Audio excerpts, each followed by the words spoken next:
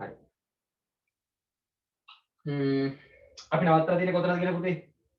පිටු අංක කීයද නවත්තලා තියෙන්නේ? අපි නවත්තලා තියෙන්නේ කොතනද?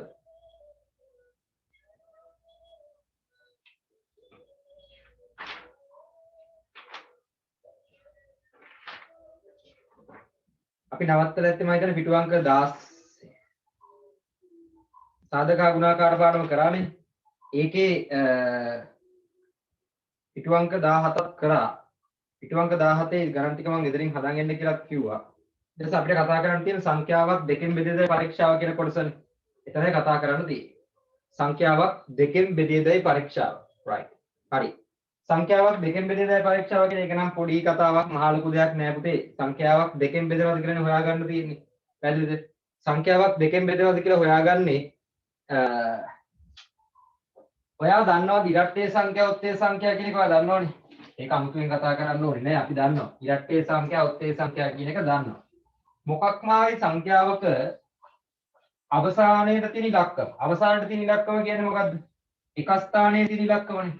අවසානයේ තියෙන ඉලක්කම කියලා කියන්නේ එක ස්ථානයේ ඉලක්කම. මොකක් හරි සංඛ්‍යාවක එක ස්ථානයේ තියෙන ඉලක්කම පුතේ ඉරට්ටේ සංඛ්‍යාවක්. පැහැදිලිද? එක ස්ථානයේ තියෙන ඉලක්කම ඉරට්ටේ සංඛ්‍යාවක්. නයි කියන්නේ 2 4 6 8 අනිත් එක නෑ 10 එන්න පුළුවන්. 10 එන්න පුළුවන්. 10 එන්න බෑ. 10 આવද එතන ඉලක්කම් දෙකක් තියෙනවනේ. තනි ඉලක්කම ගැන විතරයි මම කතා කරන්නේ. සහ බිඳුව. ඔයාගේ සංඛ්‍යාවක පිටිපස්සෙන් තියෙන බිඳුව 2 4 6 8 කියන ඉලක්කම් ටිකෙන් එකක් නම් අන්න ඒ සංඛ්‍යාව සියල්ලම කීයෙන් බෙදනවද? දෙකෙන් බෙදෙනවා. පැහැදිලිද කතාව? එක ස්ථානයේ ඉලක්කම බිඳුව හෝ ඉරට්ටේ සංඛ්‍යාවක්. එක ස්ථානයේ ඉලක්කම බිඳුව හෝ ඉරට්ටේ සංඛ්‍යාවක් නම් ඒ මුළු සංඛ්‍යාවම දෙකෙන් බෙදෙනවා. එච්චරයි. ආයෙ පරීක්ෂා කරන්න කියලා වෙන මොකුත් දෙයක් නැහැ. දැන් මේ බලන්න. 12 තියෙනවා. අපි බලන්නේ කවුරු දිහාද? අපි බලන්නේ අවසාන ඉලක්කම දිහා. ආන් එයා එක ස්ථානයේ ඉලක්කම එයා දෙක තියෙන්නේ. ඒක ඉරට්ටේ සංඛ්‍යාව. එහෙනම් මෙයා කීයෙන් බෙදෙන්නේ? අනිවාර්යෙන් 12 කියන සංඛ්‍යාව දෙකෙන් බෙදෙනවා. ඊට පස්සේ මම ගන්නම් මෙයා 198 බලපු ගමන් කියනවා දෙකෙන් බෙදෙනවා කියලා. කවුරු දිහා බලලාද කියන්නේ? එක ස්ථානයේ ඉලක්කම විතරයි බලන්නේ. එක ස්ථානයේ ඉලක්කම ඉරට්ටේ.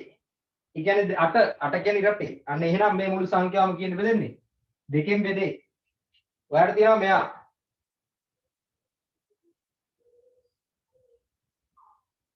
මෙයා තියෙනවා. මට කියන්න මේ සංඛ්‍යාව දෙකෙන් බෙදෙනවද කියලා? බෙදෙනවා. දෙකෙන් බෙදෙනවා. කවුරුද කියලාද කියන්නේ?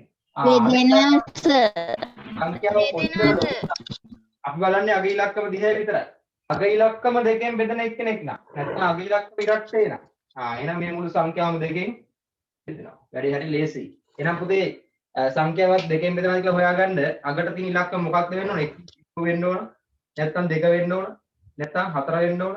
නැත්නම් 6 වෙන්න ඕන. නැත්නම් 8 වෙන්න ඕන. ඔය සෙට් එකෙන් එකක් විය යුතුයි. පැහැදිලි කතාව. රයිට්. චුට්ටක් ලියමුද අපි එතන?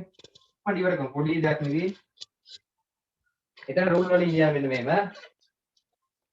මෙහෙම ලියන්න. සංඛ්‍යාවක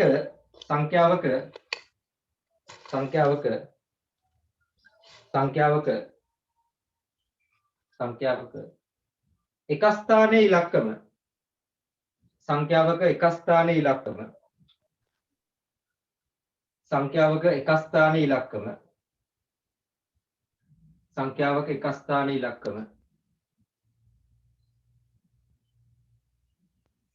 එක ස්ථානයේ ඉලක්කම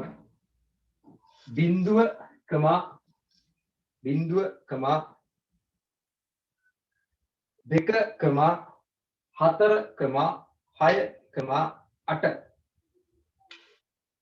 8 යන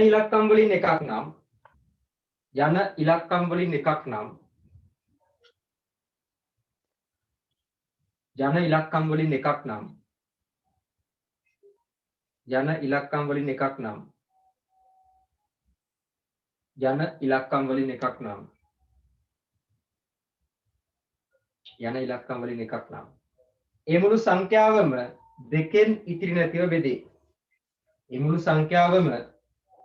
මුළු සංඛ්‍යාවම දෙකෙන් ඉතිරි නැතිව බෙදේ. මුළු සංඛ්‍යාවම දෙකෙන් ඉතිරි නැතිව බෙදේ. මුළු සංඛ්‍යාවම දෙකෙන් ඉතිරි නැතිව බෙදේ.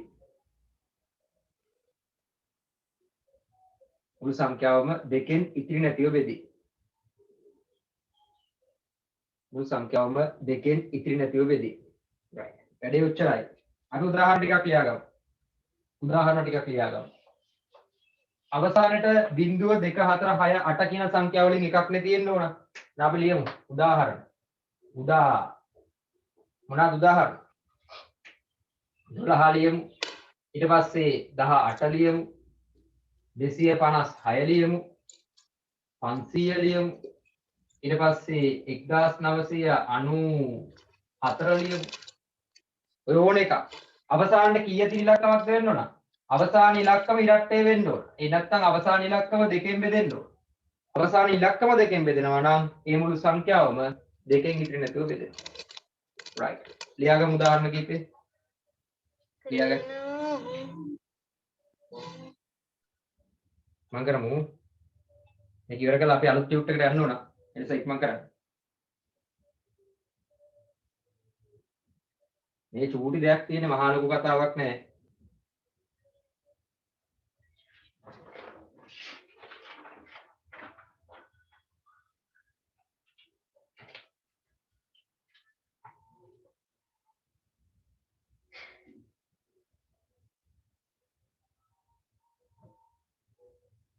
දැන් අපි මේ 6 වසරේ ඉගෙන ගන්නවානේ සංඛ්‍යාවක් දෙකෙන් බෙදේදයි පරීක්ෂාව.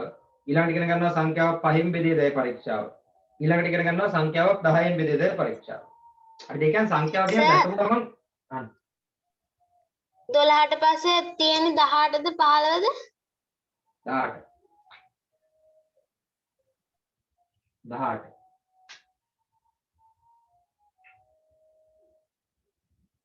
මම කියන්නේ කීයක මට අමතක වුණා. ඔයා මට අමතක කෙරෙව්වා.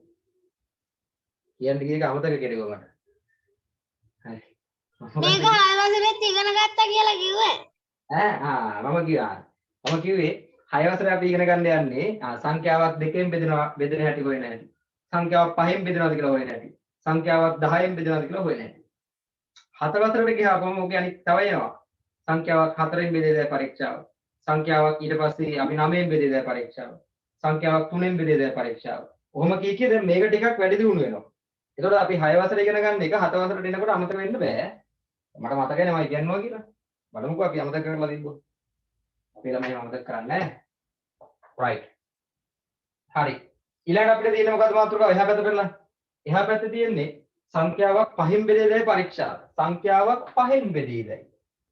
පහෙන් බෙදේදයි. ඒ කියන්නේ සංඛ්‍යාව දිහා බැලුවා බලපු ගමන් අපි කියනවා පහෙන් බෙදනවද නැද්ද? පහෙන් බෙදනවද නැද්ද? මෙච්චරයි. පුතේ ඕනම සංඛ්‍යාවක එක ස්ථානයේ තියෙන ඉලක්කම එක්කෝ බිඳුව වෙන්න ඕන නැත්නම් පහ වෙන්න ඕන. එක ස්ථාන ඉලක්කම කීය වෙන්න ඕනද? එක්කෝ බිඳුව වෙන්න ඕන නැත්නම් පහ වෙන්න ඕන. එක්කෝ බිඳුව නැත්නම් පහ. ওই දෙකෙන් එකක් තිබ්බොත් අනිවාර්යෙන් මේ මුළු සංඛ්‍යාවම කීයද බෙදෙන්නේ? පහෙන් බෙදෙනවා. හැබැයි ඒ අර වෙන කිසිම ඉලක්කමක් තියෙන්න බෑ. පහෙන් බෙදෙනවා. ඒ කියන්නේ 48 තිබ්බොත් මෙයා පහෙන් බෙදනවද? නෑ. 48 පහෙන් බෙදෙන්නේ නෑ. එක ස්ථාන ඉලක්කම බිඳුවක් පහවත් නෙවෙයි. එහෙනම් පහෙන් බෙදෙන්න අනිවාර්යෙන්ම එක ස්ථානයේ කීයක් තියෙන්න ඕන? 455. අන්න මෙයා පහෙන් බෙදෙනවා. ඇයි එක ස්ථානයේ තියෙන්නේ 5. පහෙන් බෙදෙනවා. 800. මෙයා පහෙන් බෙදෙනවා. ඇයි එක ස්ථානයේ බෙදෙනවා. එක ස්ථානයේ තියෙන බිඳුව. දැන් මතක තියාගන්න. එක ස්ථානයේ තියෙන ඉලක්කම 5 හරි බිඳුව හරි නම් අනිවාර්යෙන් මේ මුළු සංඛ්‍යාවම පහෙන් ඉතිරි නැතිව බෙදෙනවා. right එහෙනම් ලියන්න මෙව. මෙව ලියන්න. එහා පැත්තේ සංඛ්‍යාව පහෙන් බෙදෙන පරීක්ෂාව කියන එක යටතේ මෙව ලියන්න. ඕනෑම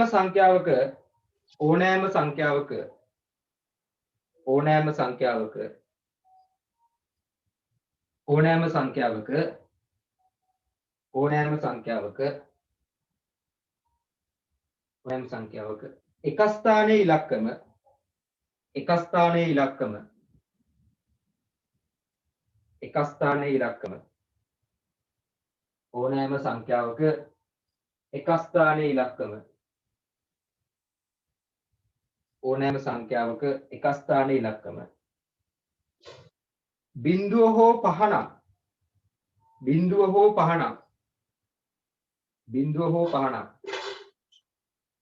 බිඳුව හෝ පහනම්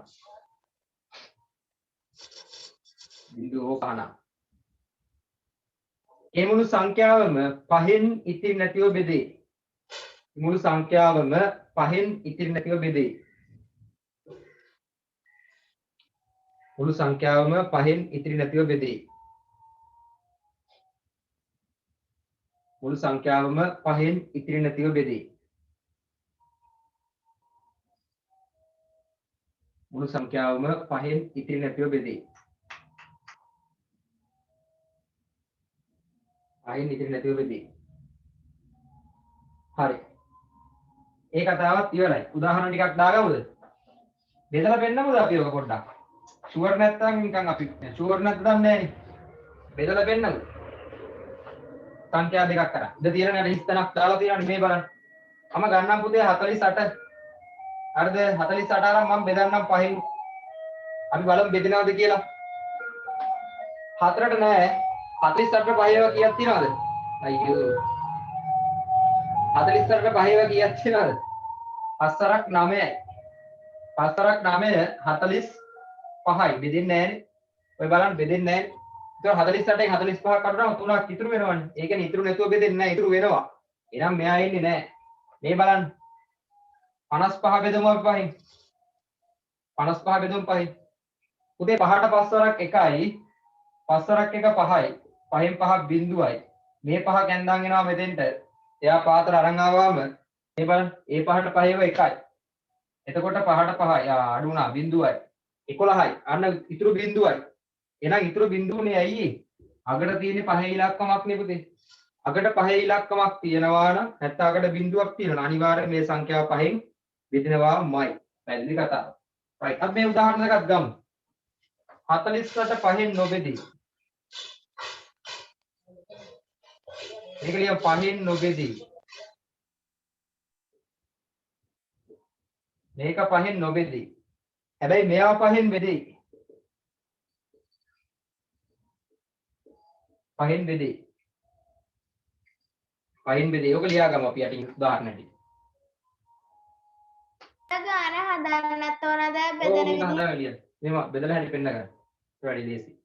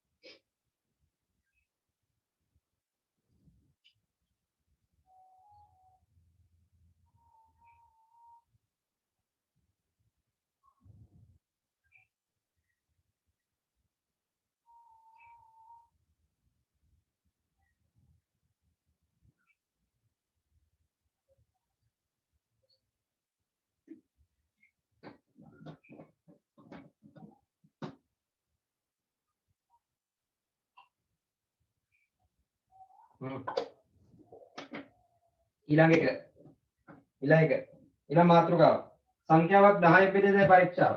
කොහොමද පරීක්ෂා කරන්නේ? 10න් බෙදෙනවා නම් 1යි වෙන්න තියෙන්නේ. කිසි දෙයක් නැහැ. 10න් බෙදෙනවා නම් අග ඉලක්කම් බිඳුව වෙන්න ඕන. එක ස්ථාන ඉලක්කම් බිඳුව වෙන්න ඕන. බිඳුව නැතුව වෙන මොකක් ආවත් එයා 10න් බෙදෙන්නේ නැහැ. දැන් චුට්ටක් අයින් වෙන්නකෝ. බෑ. හරි. එහෙනම් ඔන්න ඊළඟ කතාව සංඛ්‍යාවක් 10න් බෙදෙනවා කියලා දැකපු ගමන් අඳුරගන්නේ ඕනම සංඛ්‍යාවක අග තියෙන ඉලක්කම බිඳුව නම් එක ස්ථාන ඉලක්කම බිඳුව නම් වෙන කිසි දෙයක් තියෙන්න බෑ. එක ස්ථාන ඉලක්කම බිඳුව නම් කවිශාන් එක ස්ථාන ඉලක්කම බිඳුව නම් අනිවාර්යයෙන්ම මේ මුළු සංඛ්‍යාවම කින් බෙදෙන්නේ 10න් බෙදේ.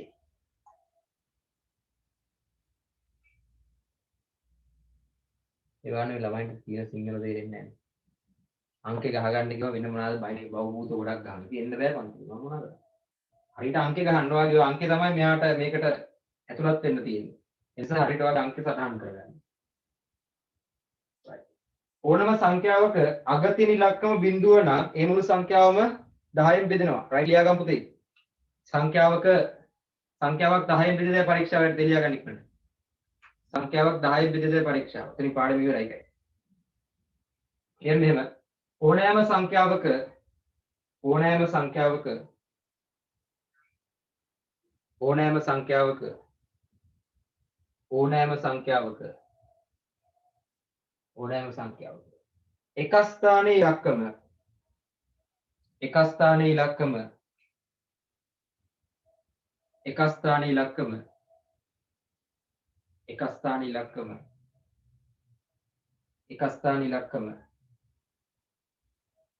එක ස්ථානයේ ඉලක්කම බිඳුවක් වේ නම් බිඳුව වේ නම් එක ස්ථානයේ ඉලක්කම බිඳුව වේ නම්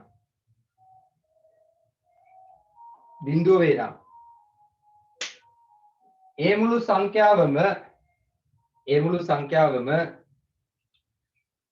මුළු සංඛ්‍යාවම 10න් ඉතිරි නැතිව බෙදේ. ඒ මුළු සංඛ්‍යාවම 10න් ඉතිරි නැතිව බෙදේ. ඒ මුළු සංඛ්‍යාවම 10න් ඉතිරි නැතිව බෙදේ.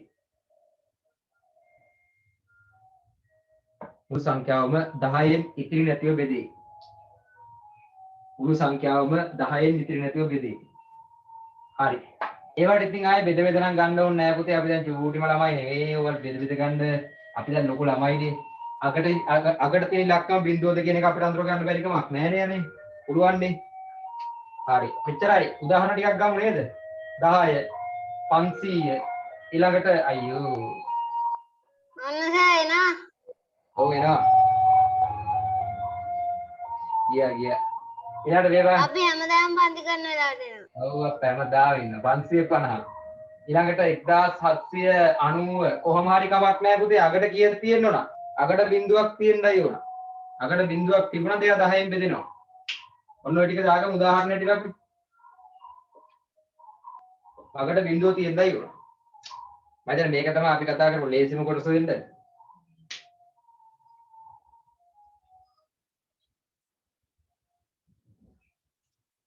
හරි. මම නම් කලින්ම ලිව්වා. ඔව් පාඩම ඉවරයි. ඉච්චරදී. හරිද? 2න් බෙදෙන පරීක්ෂාව, 5න් බෙදෙන පරීක්ෂාව, 10න් බෙදෙන පරීක්ෂාව සාධක ගුණාකාර පාඩම ඉවරයි. උඩ කලින් අපි ඉතුරු කොටස කතා කරා ඈ ගිතපියේ. හරි.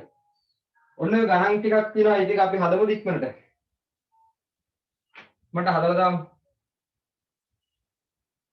ඒකේ ප්‍රශ්න 20 වෙනකන් හදන්න. ඊට යට තියෙනවනේ ඔය ප්‍රශ්න වගේ ඒක පැහැදිලි නෑනේ. ඒවා මම ෆොටෝ එකක් group එකට දාන්නම් ඔයාලගේ. ඔයාලා මට හදලා ඒවා උත්තර එවන්න. හරි. එහෙනම් දැන් ඒක කරන්න බෑ. අපි ওই ප්‍රශ්න 20ට එනකන් දාමු. 14 15 16 17 18 19 20. අන්න ඒ ටික හදමු. සර් excuse me මේ අර මම මේ දැන් මේ මොනවාද වැඩ වර්ගයක් සර් ඒක කිව්වා අර මේ මොනවාද අඩුපාඩු තියෙනවා කියලා ඒකේ මුකුත් නැහනේ මම බැලුවා නෑ බලමු මම ආයෙ බලන්න ඈ ආයෙ මම බලන්න හරි 14 පහත ඒවයි ඉතිරි නැතිව පහෙන් බෙදෙන සංඛ්‍යා තෝරන්න හරි ලේසි ඉතිරි නැතිව පහෙන් බෙදෙන ඒවා තෝරන්නේ කොහොමද අග තියෙන ඉලක්කම එක්කෝ බිඳුව වෙන්න ඕන නැත්නම් පහ වෙන්න ඕන පහ වෙන්න ඕන එක්කෝ අග බිඳුව නැත්නම් පහ තියනවා තෝරලා යටින් ඉරක් අඳින්න ඉක්මනට යටින් ඉරක් අඳින්න තියෙන්නේ දැන් පාරව කියනවා පහත ඒවයි ඉතිරි නැතිව 10න් බෙදෙන සංඛ්‍යා තෝරන්න ආ ඒකත් තෝරලා ඉරක් අඳින්න බලන්න ඉතිරි නැතිව 10න් බෙදෙන ඒවා තේරුවා ඉරක් ගන්න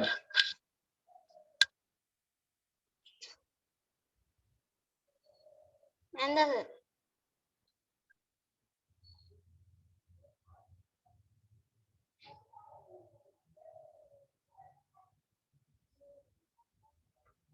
හරි ඔය 14ට එන්නේ මොනවාද උත්තර 14ට එන්නේ 42 එන්නේ නැහැ ඒකේ අගට පහක් නැහැ 25 එනවා 30 එනවා 400 එනවා ආයෙ 275 එනවා රයිට් 15 වෙනි එකට අගට බිඳු තියෙන ඒවානේ අපිට ඕන 17 එන්නේ නැහැ 20 එනවා 31 එන්නේ නැහැ 401 එන්නේ නැහැ 95 එන්නේ නැහැ 40 එනවා ආයෙ එතකොට එන්නේ 20 සහ 40 විතරයි වෙන මොකුත් එන්නේ නැහැ රයිට් 16 7 යන සංඛ්‍යාව 30හි සාධකයක් නොවන්නේ ඇයි කියලා අහනවා. බලන්න කවුරුද කියන්නේ. ඇයි මේක 30 සාධකයක් වෙන්නේ නැත්තේ කියලා. 7 කියන කෙනා 30 සාධකයක් නොවන්නේ ඇයි කියලා අහනවා. සාධකයක් වෙන්න නම් මේ සංඛ්‍යාව හරියට මොනවා වෙන්නද? මොනවා වෙන්න ඕනද? හරියටම ඉතිරි නැතිව බෙදෙන්න ඕන. බෙදෙන්න ඕන. ඒ සාධකයක් වෙන්න නම් හරියටම ඉතිරි නැතිව බෙදෙන්න ඕන. 30 ඉතිරි නැතිව බෙදෙනවද 7ෙන්? 30ට 7 ඒවා තියෙනවද? නෑ. නෑ. එහෙනම් ඔයා මොකද්ද ලියන්නේ හේතුව? සාධකයක් නොවන්නේ ඇයි? 30 යන සංඛ්‍යාව 7ෙන් ඉතිරි නැතිව නොබෙදෙන නිසා. අපේ නොබෙදෙන නිසා. ලියමු. 7 යන සංඛ්‍යාව නෑ 30 යන සංඛ්‍යාව එවලියයි. 30 යන සංඛ්‍යාව 30 යන සංඛ්‍යාව 7ෙන් ඉතිරි නැතිව නොබෙදෙන නිසා. ඒක තමයි හේතුව. 30 යන සංඛ්‍යාව 7ෙන් ඉතිරි නැතිව නොබෙදෙන නිසා. සාධකයක් වෙන්න අනිවාර්යෙන් 7ෙන් බෙදෙන්න ඕන. 30 යන සංඛ්‍යාව 7ෙන් ඉතිරි නැතිව නොබෙදෙන නිසා.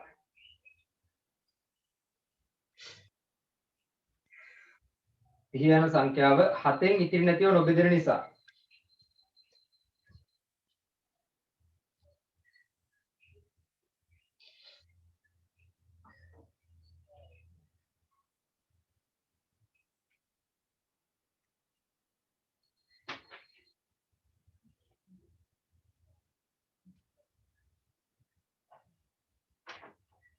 හරි. ඊට පස්සේ කී අහන්නේ 10,20,30 යන සංඛ්‍යා තුනටම අයත් නැත්නම් වරහන් දෙක දෙනා පොදු කියලා තුනටම අයත් නැත්නම් පොදු විශාලම සාධකය. පොදු විශාලම සාධකය. විශාලම සාධකය කියන්නේ ඔය සංඛ්‍යා තුනටම අයිති වෙච්ච විශාලම සාධකය යනවා. ඒ කියන්නේ මොකක්ද? සංඛ්‍යා තුනම බෙදා ගන්න පුළුවන් ලොකුම කෙනා තමයි වගේ ගන්න. සංඛ්‍යා තුනම බෙදන්න පුළුවන් ලොකුම කෙනා කවුද?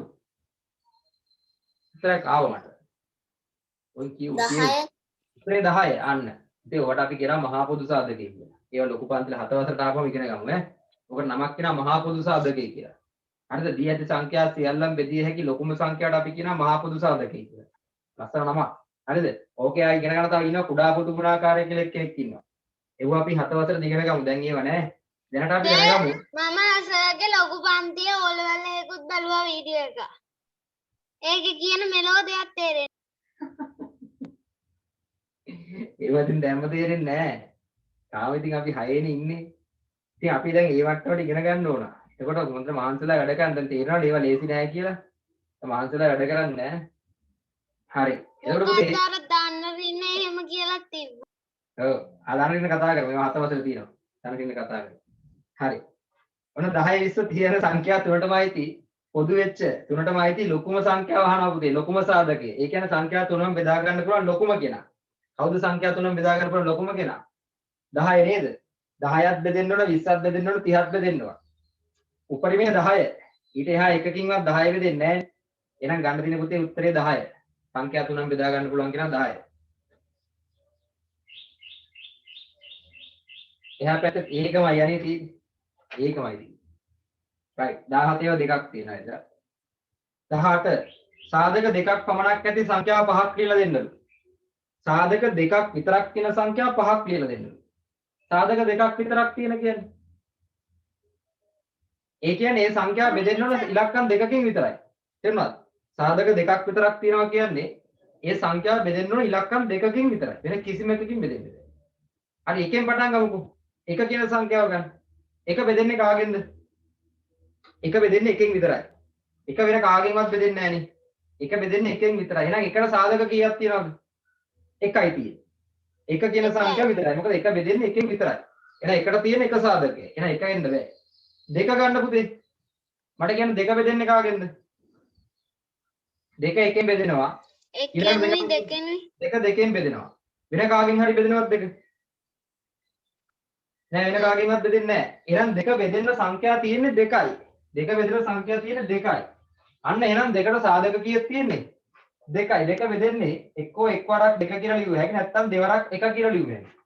ඔච්චර ලියන්න පුළුවන් ආකාර අපිට. එක්කෝ එක් වරක් දෙක නැත්නම් දෙවරක් එක. කොහොම ගත්තාම මෙයයි මෙයයි විතරයි සාධක හැටියට ඉන්නේ. අන්න සාධක දෙකක් විතරක් තියෙන එකනේ. තුන ගන්න බලන්න. තුන ගත්තාම මොකද? තුන බෙදෙන්නේ කාගෙන්ද? එකෙනුයි තුනෙනුයි විතරයි. වෙන කාගෙන්වත් බෙදනවද? වෙන කාගෙන්වත් බෙදෙන්නේ නැහැ. එහෙනම් එයත් කවුද? සාධක දෙකක් විතරක් තියෙන එක්කෙනෙක්. එයාගේ සාධක දෙකයි ඉන්නේ. එහෙනම් දෙක එනවා. තුන එනවා. හතරත් නිකන් අරන් බලමු නිකන් වීරුවට වගේ. හතරක් තරම් බලමු. හතර කාගෙන්ද බෙදෙන්නේ? හතර එකෙන් බෙදෙනවා. තව හතර දෙකෙන් බෙදෙනවා. තව හතර හතරෙන් බෙදෙනවා. එහෙනම් හතරට සාධක කීයක් තියෙනවද? තුනක් තියෙනවා. එහෙනම් හතර එනවද උත්තරයකට? හතර එන්නේ නැහැ. හතර ගන්න බෑ. එහෙනම් පහ ගන්න බෑනේ. පහ. හරි නේද? පහ බෙදෙන්නේ එකිනෙකයි. පහිනුයි විතරයි. වෙන කාගෙන්ද බෙදනවද? වෙන කාගෙන්වත් බෙදෙන්නේ නැහැ. එහෙනම් පහ එනවා. 6 ගන්න බෑ නිකන් 6 එයිද? 6 එයිද? 6 එකෙන් බෙදෙනවා. දෙකෙන් බෙදෙනවා. තුනෙන් බෙදෙනවා. අපෝ 6ෙන් බෙදෙනවා. අයියෝ කීයටවත් ගන්න බෑ. 6 ගන්න බෑ. ඊළඟට 7 ගන්න පුළුවන් නේද? සර් ඔකට එන්නේ ඔත්තේ සංඛ්‍යා. එකිනෙකයි ඔත්තේ 7නේ සංඛ්‍යාවක් තියෙනවා ඊළඟට සංඛ්‍යාවක් තියෙනවා. එකිනෙකයි 7නේ විතරයි. ඊට පස්සේ 8 ගන්න බෑ. 9 ගත්ත හැකි නේ. පුළුවන්ද? 9 ගන්නත් බෑ. 10 ගත්ත හැකිද? 10 ගන්නත් බෑ. 11 ගත්ත හැකිද? 11 ගන්න පුළුවන්. 11 ගන්න පුළුවන්.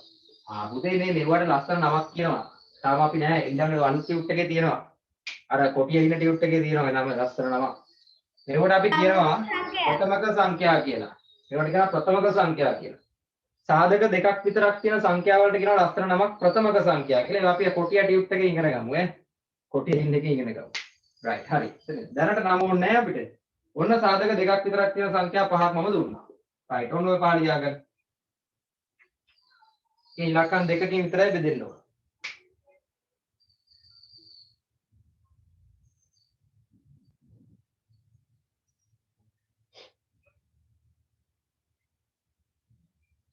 සර් ඔක කොතනද ලියාගන්නේ? 18 වෙනි ප්‍රශ්න.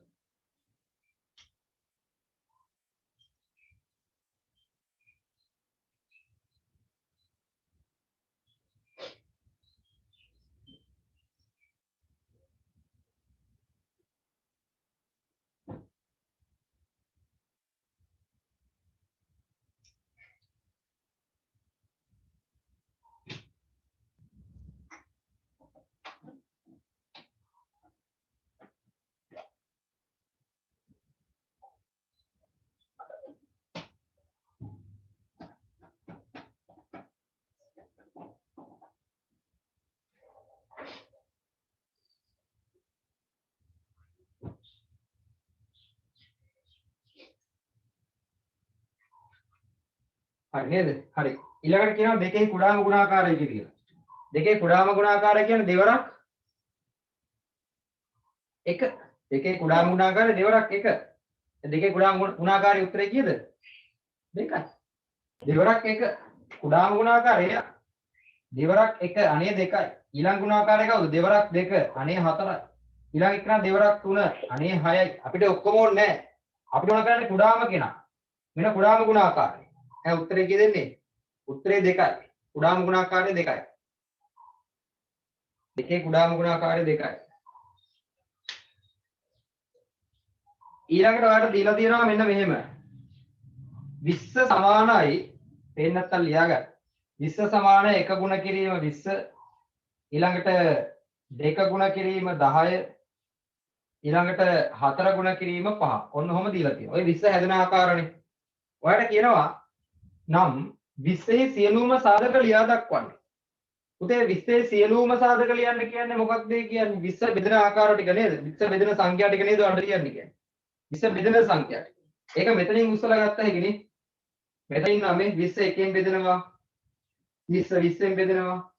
20 දෙකෙන් බෙදෙනවා. 20 10ෙන් බෙදෙනවා. ඊළඟට 20 4ෙන් බෙදෙනවා. 20 5ෙන් බෙදෙනවා.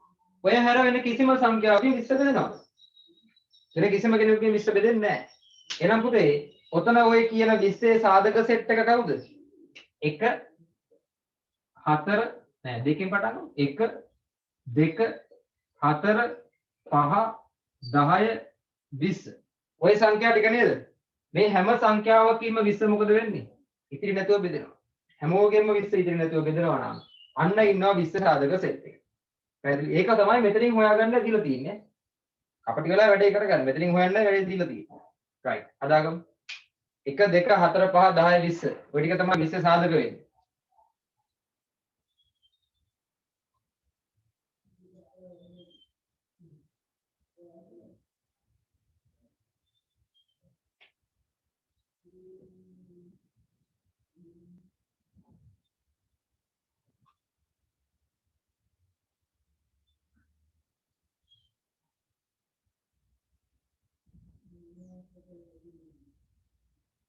හරි නේද? එහෙනම් සමුදේ මේ ටියුට් එකට. යන්නානේ ඔයා කතා බායි කියන එකට දැන් පුරවන් ඩබල් පාර්ට් ටියුට් එකට. එයා වැඩි ඉවරයි. දැන් මේක මොකද කරන්න ඕන? නිදා ගන්න කොට යටින් තියා ගන්න ඕන. කොට යටින් තියාගෙන හොඳට නිදා ගන්න ඕන. ඒක ඔළුවට මේක ඔව් මේ හොඳට ඔළුවට යනවා කොට යටින් තියා නිදා ගත්තාම ඈ. හරිද? ඕකනේ කරන්නේ නැත්තම් sorry sir ඈ නැත්තම් මේ අර පුදුම හන්දිකොට දුම් අල්ලන්නේ ආන් ඒකකට හොඳට සුවඳ කුඩු ටිකක් දාලා ඕකට හොඳට දුම් අල්ලන්න මේම අනේ යන්න මගේ ඔළුවට මේකේ තියෙන ඔක්කොම යන්න කියලා දුම් අල්ලන්න ඇති ඒකට ඕවනේ කරන්නේ ඒකට හරියයි මේ වැඩේ ඕන නිකන් දැන් ලියලා ටිකක් පැත්තකට කොට ගහන්න එපා මේවා ආයේ අරගෙන මේව නැවත කියවලා මේ ඔළුවට මේ යන විදිහට වැඩ කරගන්න නැතුව අර දුම් ඇල්ලුවවත් මේ කොට යටින් තිබ්බා කියලාවත් ඒව හරියන්නේ නැහැ ඊට පස්සේ සර් කිව්වා දුම් අල්ලන්න කියලා ඔන්න අපි දුම් අල්ලනවා සර් කිව්වා කොට යට තියලා නිදාගත්තාම හරි කියලා එහෙනම් ඔන්න කොට යට තියාගත්තා මාව අල්ලලා දෙන්න එපා ඔකට ඈ මම එහෙම කිව්වේ නැහැ හරි එහෙනම් දැන් ගමු පුතේ මෙන්න මේක මෙන්න මේ ටියුට් එක ගන්න හරි මේක අතර ගන්න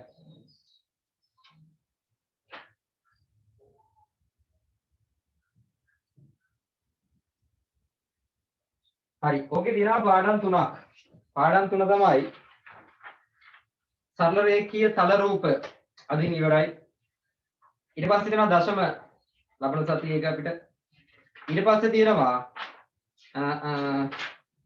සංඛ්‍යා වර්ග සංඛ්‍යා හා සංඛ්‍යා රට වර්ග සංඛ්‍යා හා සංඛ්‍යා රට රයිට් මෙහෙමයි මේ ටියුට් එක ගන්න ලස්සනට ඇදලා තියෙනවා නේද මේකේ මොකුත් අවුල් තැන් නැහැ මේක ලස්සනට ඇදලා තියෙනවා ඈ රයිට් හරි එහෙනම් වැඩේ පටන් ගමු අපි.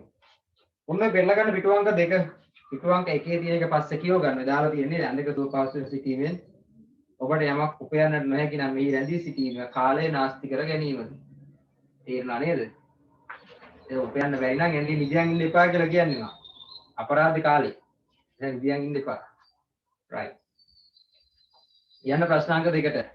නිදා ගන්න එපා. කොතනද ඒක තියන්නේ? ඒක තියෙන පළවෙනි පිටුවේ. ඔය හැම ටියුට් එකකම පළවෙනි පිටුවේ මොකක් හරි කියවන්න දෙයක් තියෙනවා. සහ ඔය ඔයාගේ පිට කවරේ මොනවා හරි දෙයක් ඇති කියවන්න. ඒවා කියව ගන්න.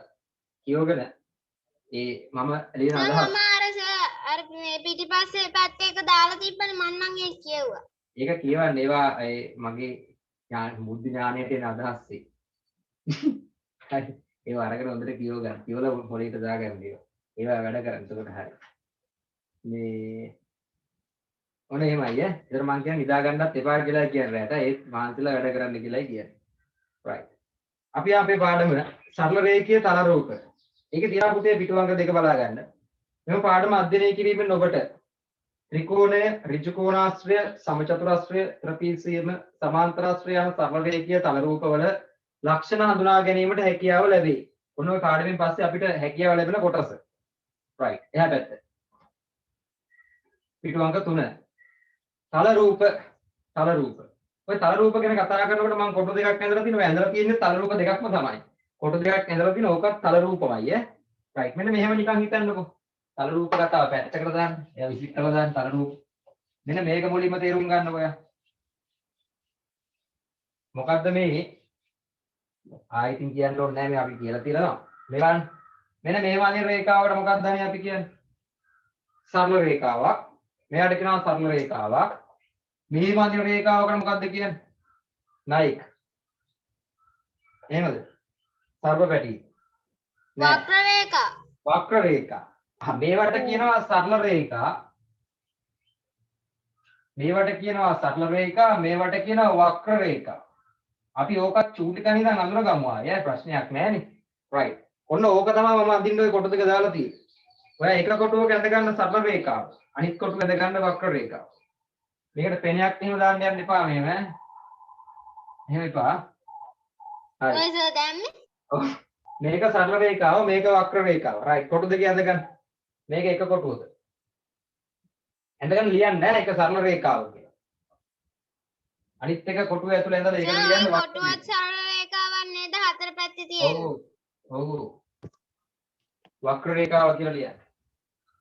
ලොකුවට ඇඳගෙන ලස්සනට ලියන්න. පැහැදිලිව.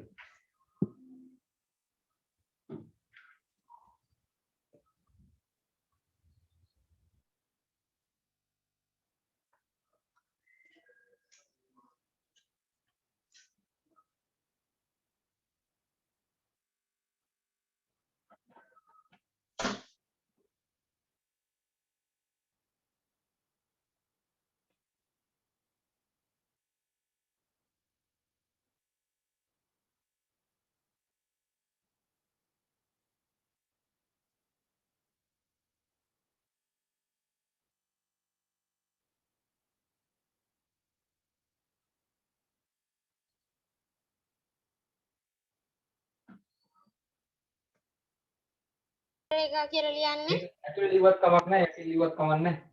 ඒ කොටුව ඇතුලේ ලියාගත්තොත් කමක් නැහැ. right ඔයාගේ රූල් වල දැන් මෙන්න මේ කතාව ලියන්න ඕන අපි දැනගන්න ඕන මොකද්ද මේ තල රූපයක් කියන්නේ කියන එක. මේක 11 වසරට වෙනකන් හැම ගානකම වගේ ගොඩාක් ගණන් වල මේ තල රූප කියන වචනේ අපිට ඇහෙන්න තියෙනවා. සමහර විට ඔයා ඇහුවොත් එහෙම 11 වසර අය කෙනෙක්ගෙන් හරි අක්ක කෙනෙක්ගෙන් හරි සමහර විට එයා දන්නේ නැහැ මොකද්ද මේ තල රූපයක් කියන්නේ කියන එක. එයා දන්නේ නැහැ. එයාට මේක ඕන තරම් ඇහිලා තියෙනවා. හැබැයි තල රූපයක් කියන්නේ මොකක්ද කියන එක අඳුර ගන්න තරම් එයාට එහෙම උවමනාවක් නැහැ. හරිද? හැබැයි ඔයාලා දන්නවා දැන් ඈ මෙතනින් පස්සේ ඔයාලා දන්නවා. ඔයාලට ආයෙ බැරි වෙන්න බෑ මොකද්ද මේ තල රූපයක් කියන්නේ කියලා. පුතේ තල රූපයක් කියන්නේ කෙටියෙන්ම කිව්වොත් තලයක් උඩ තියන්න පුළුවන් රූපයක්. කෙටියෙන්ම කිව්වොත් තලයක් උඩ තියන්න පුළුවන් රූපයක්. තලයක් කියන්නේ මේ වගේ පසුබිමක්, මේ වගේ පෘෂ්ඨයක්. මෙන්න මේක උඩින් තියන්න පුළුවන් නම් යම් රූපයකට අන්න ඒකට අපි කියනවා තල රූපයක් කියලා. හරිද? මම මෙහෙම ගන්නම්කෝ. ඔය තල රූප හැදෙන්නේ එක්කෝ පුතේ සරල රේඛාම එකතු වෙලා නැත්තම් සරල රේඛා සහ වක්‍ර රේඛා එකතු වෙලා හැදෙනවා. නැත්තම් වක්‍ර රේඛා වලින් විතරක් හැදෙනවා. පැහැදිලිද? මේ බලන්න මෙයා හැදලා තියෙන්නේ වක්‍ර රේඛාව වගේ විතරනේ. මෙයාගේ වෙන සරල රේඛා නැහැ. මෙයා තල රූපයක්. හරිද? මේකේ නම නම් මම දන්නේ නැහැ පුතේ. ඔයාලා දන්නවා ඇති. එතකොට මෙන්න මේ වෘත්තය. ඒකනේ ඔයාලා දන්නවා මම දන්නේ. මේ මෙහෙමන්ද කියන්නේ? ඉතින් සර්නේ අපිට ගන්නන්න. මෙහෙමන්ද කියන්නේ? මොකද්ද මේ පහන් රාත්තලද? නෑ පුතේ. මේකත් මොකද්ද? තල රූපයක් මේ වක්‍රාකාර කොටසක් තියෙනවා. ඊට අමතරව සරල රේඛා දෙකකුත් තුනකුත් තියෙනවා. පැහැදිලිද? එතකොට තල රූපයක් කියන්නේ මේ වගේ තලයක් උඩින් තියන්න පුළුවන් කෙනෙකුට විතරයි. තලයක් උඩ තියන්න පුළුවන්. මම මේ බෝතලය අරගෙන බෝතලේ මඩ බලන්න මේ තලය උඩින් තියන්න. බෑනේ. බෝතලේ තියන්න ඕන නම් බෝතලේ හැම පෘෂ්ඨයක්ම තියන්න පුළුවන් වෙනවා. මේවා තියන්න බෑ. එහෙනම් මේවා තල රූප නෙමෙයි. පැහැදිලිද? තල රූප කියන්නේ සෑම පෘෂ්ඨයක්ම තලයක් මත තියන්න පුළුවන් වෙනවා. හැම තැනම තලයේ උඩ තියෙනවා. පැහැදිලිද කතාව? හැම තැනම තලයේ උඩ තියෙනවා. අන්න ඒවට අපි කියනවා තල රූප කියලා. පැහැදිලිද? right. එහෙනම් තල රූපයක් හැදෙන්නේ මොන වලින්ද? එක්කෝ සරල රේඛා තියෙන්න පුළුවන් නැත්නම් වක්‍ර රේඛා තියෙන්න පුළුවන්. වක්‍ර රේඛා තියෙන්න පුළුවන්. සරල රේඛා විතරක් වෙන්න පුළුවන්. සරල වක්‍ර දෙකේම මිශ්‍රණයක් වෙන්නත් පුළුවන්. මොනවා හරි තලයක් උඩින් තියන්න පුළුවන් වුණා නම් අන්න එයාට අපි කියනවා තල රූපයක් කියලා. පැහැදිලිද කතාව? තලයක් උඩින් තියන්න පුළුවන් වුණා නම් තල රූපයක් කියලා කියනවා. right. හරි. එහෙනම් චුට්ටක් ලියාගමුකෝ අපි. පොඩක් ලියමු මෙන්න මේව. එනොර ඔයාගේ අංකේ ගහගන්න. එනොර දැන් ආව නේද? ඔයාගේ අංකේ ගහගන්න මතක් කර.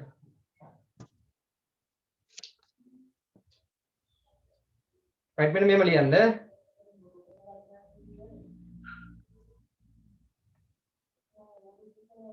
සරල රේඛා ඛණ්ඩ සහ සරල රේඛා ඛණ්ඩ සහ සරල රේඛා ඛණ්ඩ සහ ඛණ්ඩ කියලා ලියද්දි මේ කයන ලියන්න එපා. මේ වත් ඛණ්ඩ කියලා ලියන්න. මේ කයන නෙමෙයි. මේ මහ ප්‍රාණ කයන. සරල රේඛා ඛණ්ඩ සහ වක්‍ර රේඛා ඛණ්ඩ වලින් සමන්විත සහ වක්‍ර රේඛා ඛණ්ඩ වලින් සමන්විත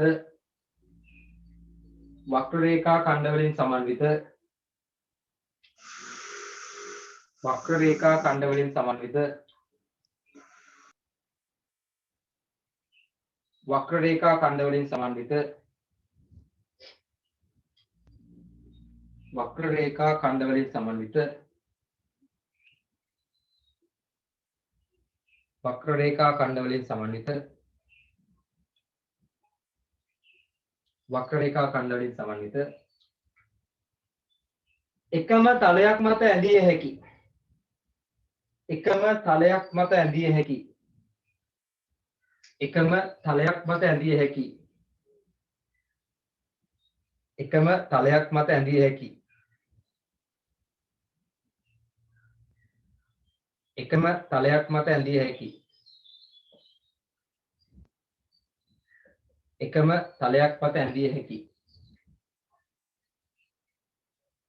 එකම තලයක් මත ඇඳිය හැකි රූප රූප රූප රූප තල රූප ලෙස හැඳින්වේ තල රූප ලෙස හැඳින්වේ තල රූප ලෙස හැඳින්වේ. තල රූප ලෙස හැඳින්වේ. තල රූප ලෙස හැඳින්වේ. තල රූප ලෙස හරි හැඳින්වේ. සර් ලිව්වා. අය කියන්න ඕන සරල රේඛා ඛණ්ඩ වලින් සහ වක්‍ර රේඛා ඛණ්ඩ වලින් සමන්විත වන එකම තලයක් මත අඳින්න පුළුවන් රූප වලට අපි කියනවා තල රූප කියලා. දැන් අපි තල රූප සෙට් එකක් වන කියලා කිව්වේ නෑනේ. හරියට ඊගාව නෑනේ. ඊ වචනයක් දෙක අකුරක් දෙකක් යාට මට උනන ගණන් ගන්න එපා. ඒව ගැන හිතන්න එපා. රයිට් හරි. ඉරි බලන්න. ඒ බලන්න. රූප දෙක තුනක් අඳගමු නේ. තල රූප වගේ නිකන් අපිට හිතන ඒවා. මෙයා දිහා බලන්න නිකන් මෙයා තල රූපයක් නේ. එයාගේ මොනවද තියෙන්නේ? සරල රේඛා ඛණ්ඩ ටිකක් සරල විතරයි. රේඛා. සරල රේඛා ඛණ්ඩ ටිකක් විතරයි තියෙන්නේ. මේ මෙහෙම ඇන්දොත් මම නිකන් අඩසද වක්‍ර රේඛා. මෙහෙම ඇන්දොත් නිකන් 100 අකුරක් වගේ කෙරුවොත් නේ. එයාගේ සරල රේඛාවක් තියෙනවා වක්‍ර රේඛාවක් වක්‍ර රේඛාවක් තියෙනවා. තියෙනවා. එහෙනම් මෙයාත් මොන රූපයක්ද? තල රූපයක්. මෙයාත් තල තල රූපයක්. රූපයක්. තව අපි ගමු කොහොමද තරු අඳින්නේ? අනේ මන් දන්නේ. මෙහෙම අඳින්නේ මේක තරුවක් කියලා තමයි. හරි. නෑ කොහොම නෙමෙයි. හරි. මෙයත් මොන රූපයක්ද? අපිට ඕන කරන්නේ දැන් තල රූපයක්ද මොකක්ද කියන එක විතරනේ. තලයක් උඩ ඇඳගත්තා නම් ඒක තල රූපයක්. එච්චරයි. අය ලොකුවට හිතන්න එපා. තලයක් උඩ ඇඳද ඒ තල රූපයක්. හරිද? නම රූප දෙක තුනක් ඇඳගම මොනවා හරි වුණොත් උන හිස්තරේ. දිගට මඳින්න දැන් මොහොම හිස්තරක් තියෙනවනේ. ඊළඟ මාතෘකාවේ වාලිය ඉවරෙච්ච තැන අතර. එතන මොනවා හරි රූප ටිකක් ඇඳලා දාන්න. ඔය වගේ තරුවක් තනන්න අඳින්න බෑ. වැඩ කැමතියක් අඳින්න.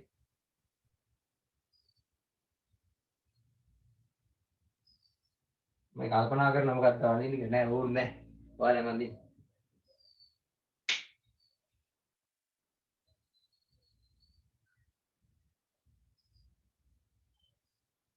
ඇයි සර් ත්‍රිකෝණ සර් සමචතුරාස්‍රය ත්‍රිකෝණ ඒව පැත්තකට දාමුකෝ අපි නියාර ටික. ඔක්කොම එකට මිශ්‍ර වෙච්ච එකක් නිකන් අඳිමුකෝ නිකන් මෙහෙම. අපිට මොනවා හරි දැන් තල රූපනේ ඕන කරන්නේ. සර් මම එකක් දන්න හැබැයි ඒක අඳින විදිය කියන්න බෑනේ. අඳින්නකෝ.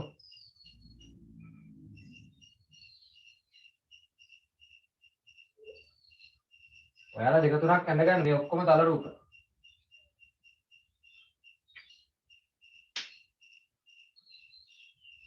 සර් මම 6ක් ඇන්දා.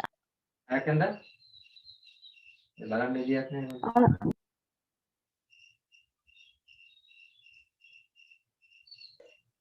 පන්ති වල ෆොටෝ එකක් දාන්න. බලලා අඳින්න පුළුවන් නේද සර්ගේ බෝඩ් එකේ. ඔව්. මොකද්ද? පන්ති තිබ්බ දවසක් වුණා නේද? පන්ති තිබ්බ දවසක් වුණා නම් ඔයාලට ඉතින් දෙනවා තල රූප කීපයක් අඳින්න කියලා ඉන්න. ඒක වැඩ ගොඩක් කරන්නත් තියෙනවා දැන් පන්ති පටන් ගත්තාම නේද? දැන් සර් ඔයා මේ ගිය සතියේ කිව්වා නේද අපිට මේ පේපර් පන්ති දාට උගන්වන්න දෙනවා කියලා. ප්‍රශ්න පත්‍ර පන්ති කරන්න බැරුණානේ අපිට ඊයේ ප්‍රශ්න පත්‍ර පන්ති කරන්න බැරි. ඇයි සර්? ඒක පොඩි විශේෂ හේතුවක් හින්දා. ප්‍රශ්න පත්‍ර පන්ති මම දානවා ඔයාලට ලබන සතියේ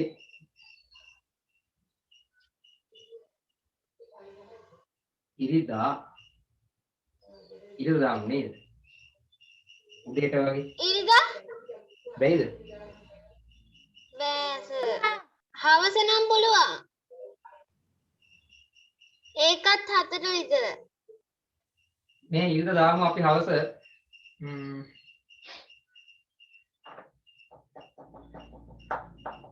බලමු වාස් කතා කරමු. මම පස්සේ බලන්නයි. දැන් මම හිතන්න බැයි. රයිට් බලලා දාමු දවස්. හරි. මේක ඇඳගත්තනේ. ඔයාලා කැමති එකක් ඇඳගන්න. හරිද? කැමති එකක් ඇඳගන්න. සහිල මොකද කරන්නේ?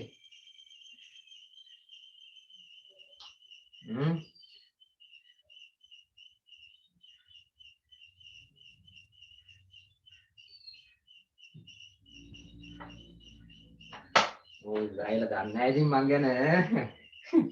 වෙන විකාර කරන්න එපා. හරි. ඊළඟ මාතෘකාව.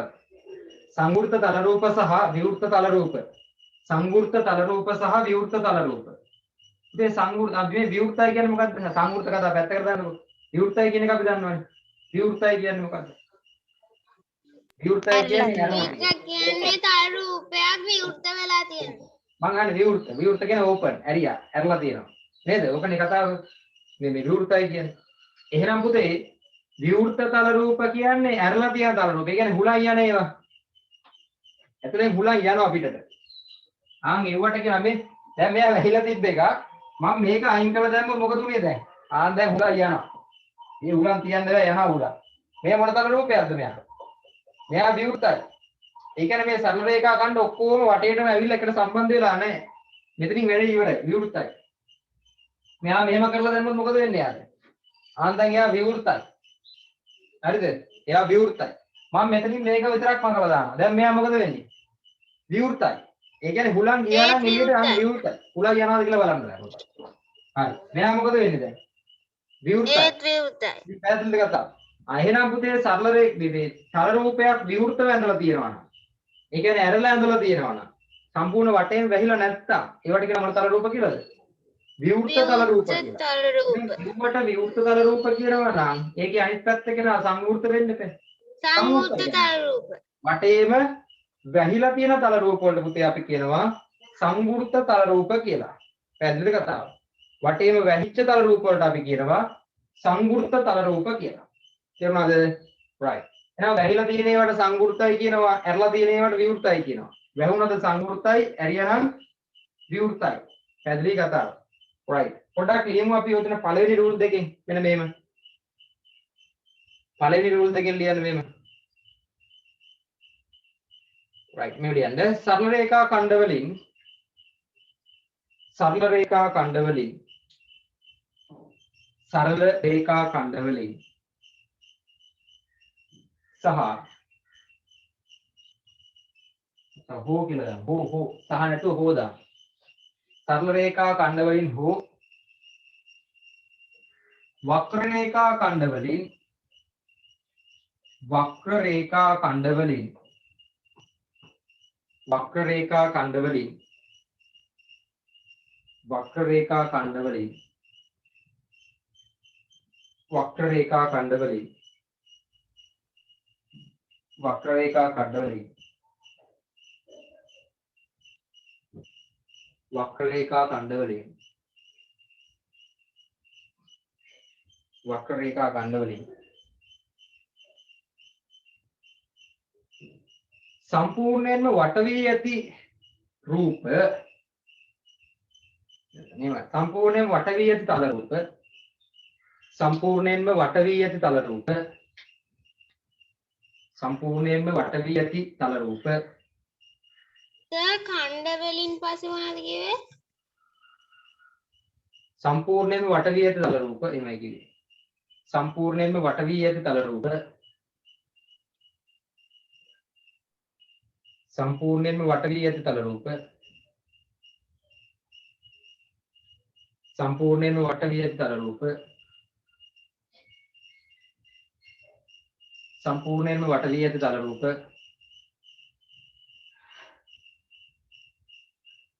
संपूर्णයෙන්ම වට වී ඇති තල රූප සංවෘත තල රූප ලෙස හැඳින්වේ. සංවෘත තල රූප ලෙස හැඳින්වේ. සංවෘත තල රූප ලෙස හැඳින්වේ.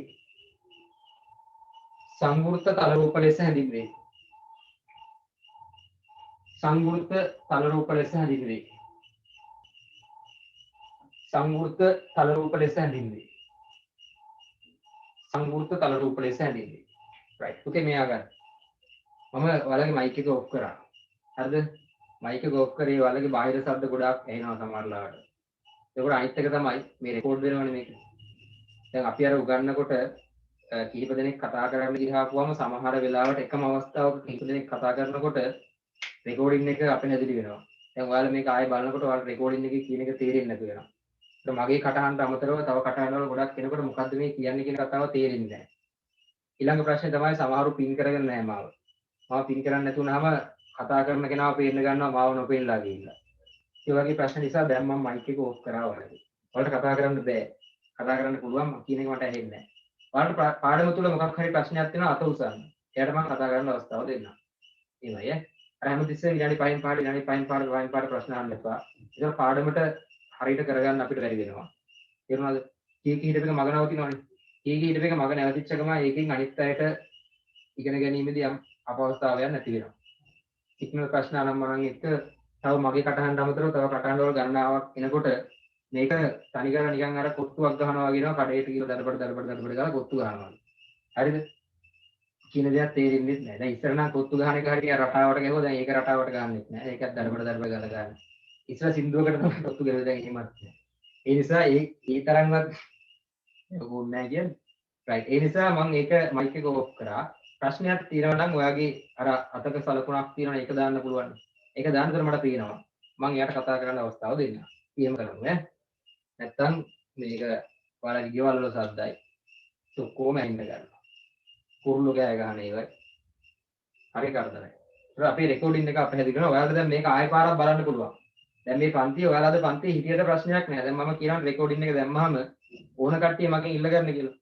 ඒතර පන්තියේ හිටියට කමක් නෑ. ඔයාලා ඉල්ලගෙන නැවත වතාවක් බලන්න. මේක මේ කාලෙදි තියෙන වට chance එකක් නේ. හැම කාලෙම මේක නෑනේ. දැන් අපි අර පන්ති පටන් ගත්තට පස්සේ ඔයා ඉද ආවේ නැත්තම් ඔයාට පාඩම නෑ. ආයෙ ඉගෙන ගන්න හම්බෙන්නේ නෑනේ. හැබැයි දැන් මෙතන ඔයාට මේ රෙකෝඩින් එක තියෙන නිසා මේ පාඩම් ටික නැවත නැවත බලන්න පුළුවන්. ඒ නිසා ඒක ඔයා පන්ති ආවනාව ප්‍රශ්නයක් නෑ. ඔයා ඉල්ලගෙන නැවත වතාවක් මේ පාඩම් බලලා හොඳට මේක තේරුම් ගන්න. වැඩි හරි. right. සමූර්ත තල රූප. හරිද? හරි. දැන් අපි සමූර්ත රූප ටිකක් ඇඳගමු. උතන මැද්ද හිස්තනක් තියෙනනේ මම දාලා. ඒ හිස්තනේ අදින රූල් වල මොකුත් එපා. රූල් වල ලියන්න ඉඩ තියන්න. රූල් වලට ගාවන්නවත් එපා. සමූර්ත වෙච්ච තල රූප කිහිපයක් ඇඳලා දාමු. ඔයාට කැමති එකක් අඳින්න. කැමති රූපයක් අඳින්න. වටේම වැහිලා තියෙන එකක් ඈ. වටේම වැහිලා තියෙන්නයි ඕන. ඔයාට කැමති විදිහකට රූප තුනක් විතර අපි අඳගමු වටේම වැහිච්ච ඒවා.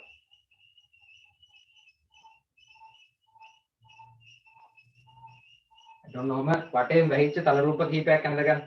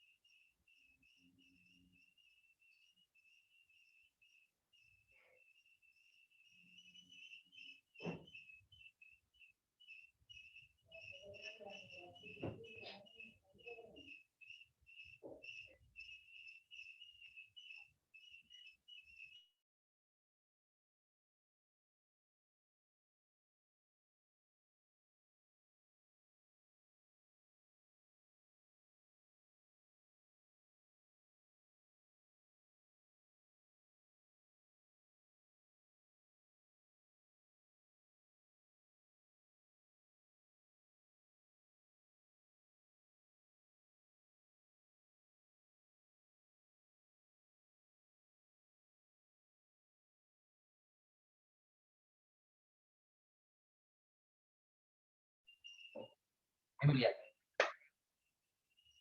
සරල රේඛා ඛණ්ඩ වලින් හෝ සරල රේඛා ඛණ්ඩ වලින් හෝ සරල රේඛා ඛණ්ඩ වලින් හෝ සරල රේඛා ඛණ්ඩ වලින් හෝ සරල රේඛා ඛණ්ඩ වලින් හෝ සරල රේඛා ඛණ්ඩ වලින් හෝ සරල රේඛා ඛණ්ඩ වලින් හෝ වක්‍ර රේඛා ඛණ්ඩ වලින් සමන්විත වක්‍ර රේඛා ඛණ්ඩ වලින් සමන්විත වක්‍ර රේඛා ඛණ්ඩ වලින් සමන්විත වක්‍ර රේඛා ඛණ්ඩ වලින් සමන්විත වක්‍ර රේඛා ඛණ්ඩ වලින් සමන්විත වක්‍ර රේඛා ඛණ්ඩ වලින් සමන්විත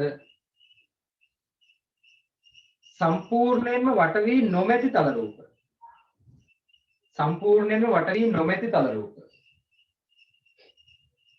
සම්පූර්ණයෙන්ම වට වී නොමැති තල රූප සම්පූර්ණයෙන්ම වට වී නොමැති තල රූප. සම්පූර්ණයෙන්ම වට වී නොමැති තල රූප.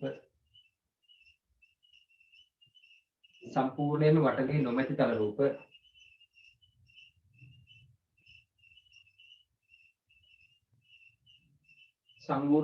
සම්පූර්ණයෙන් වට වී නොමැති තල රූප විවෘත තල රූප ලෙස හැඳින්වේ.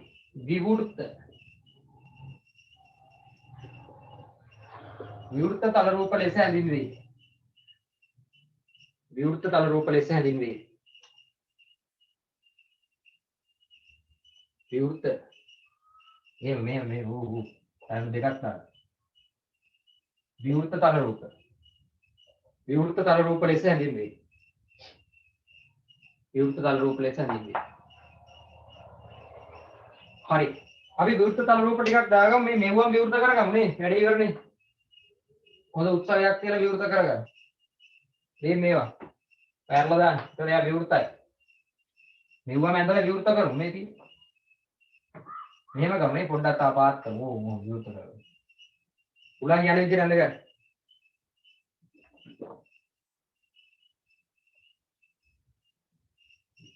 මේව විවෘතයි. මෙයත් විවෘත වෙන්න ගත්තා කියන අපිට මෙන්න මෙහෙම. හරිද? ඔන්න ඔකට කියනවා මොන තල රූප කියලාද? විවෘත තල රූප කියලා. ඔය විවෘතයි.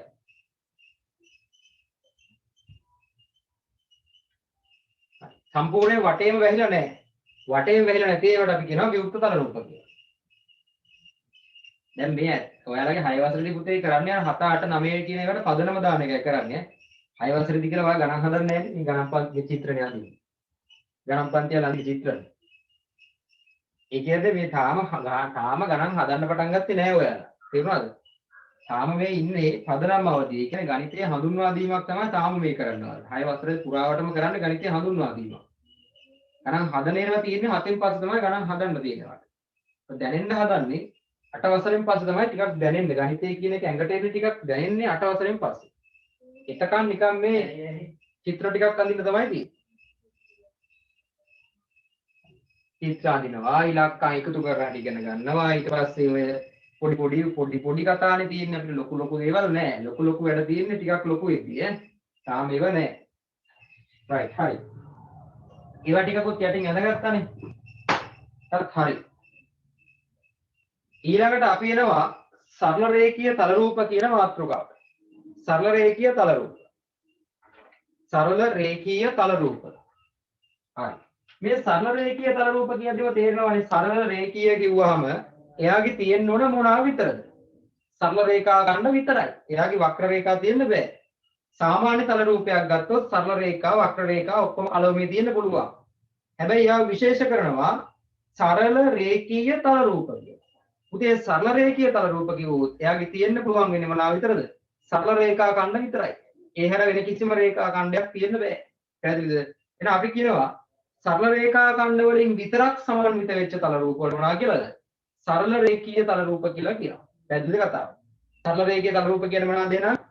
සරල රේඛා ඛණ්ඩ විතරයි. ආයි වක්‍ර රේඛා තියෙන්න බෑ. පැහැදිලිද? සරල රේඛා ඛණ්ඩ විතරයි, වක්‍ර රේඛා නැහැ. එහෙනම් අපි කියනවා සරල රේඛා ඛණ්ඩ වලින් විතරක් සමන්විත වෙච්ච තල රූප වලට සරල රේඛීය තල රූප කියලා. මේ මෙතනදී කතා කරන්නේ සරල රේඛා ඛණ්ඩ වලින් විතරක් සමන්විත වෙච්ච පුතේ සංවෘත තල රූප ගැනයි කතා කරන්නේ. පැහැදිලිද? එතකොට දැන් හිතන්නකෝ මෙයා සංවෘත නොවුණා කියලා. සංවෘත වෙලා නැත්තම් එයා සරල රේඛීය සංවෘත තල රූපයක් වෙන්නේ නැහැ.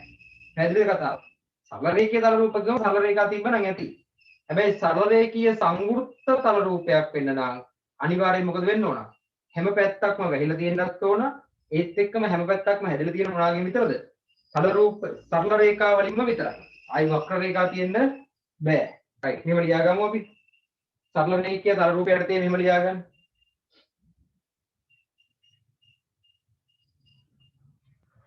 මෙහෙම ලියන්න. සරල රේඛා ඛණ්ඩ වලින් පමණක් සමන්විත වන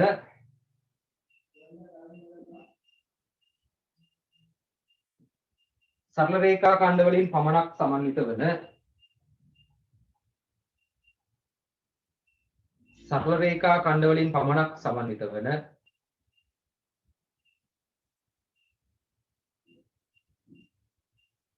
සරල රේඛා ඛණ්ඩ වලින් පමණක් සමන්විත වන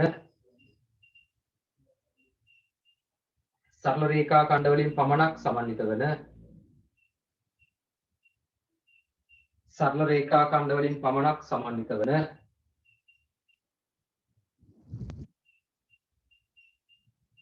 සංවෘත්ත තල රූප සංවෘත්ත තල රූප සංවෘත්ත තල රූප සංවෘත්ත තල රූප සංවෘත්ත තල රූප සංවෘත්ත තල රූප සංවෘත්ත තල රූප සංවෘත්ත සරල රේඛීය තල රූප ලෙස හැඳින්වේ. සංවෘත්ත සරල රේඛීය තල රූප ලෙස හැඳින්වේ. සංවෘත්ත සරල රේඛීය තල රූප ලෙස හැඳින්වේ. සංවෘත්ත සරල රේඛීය තල රූප ලෙස හැඳින්වේ. සංවෘත්ත සරල රේඛීය තල රූප ලෙස හැඳින්වේ. සංවෘත්ත සරල රේඛීය තල රූප ලෙස හැඳින්වේ. සංවෘත්ත සරල රේඛීය තල රූප ලෙස හැඳින්වේ.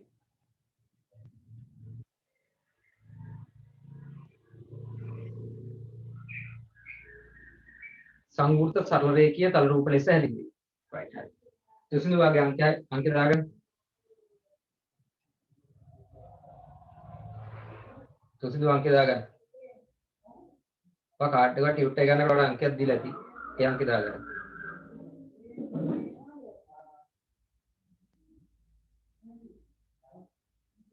right hari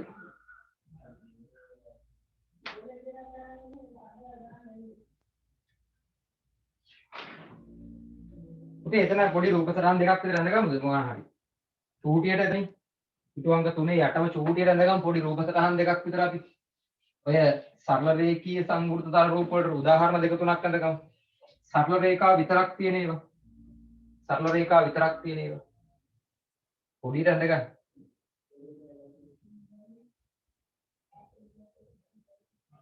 පොඩියට අඳගන්න ලොකුවට ඕනේ නැහැ. සරල රේඛා ඛණ්ඩ විතරයි තියෙන්න ඕන. වාය වක්‍ර රේඛා තියෙන්න බෑ.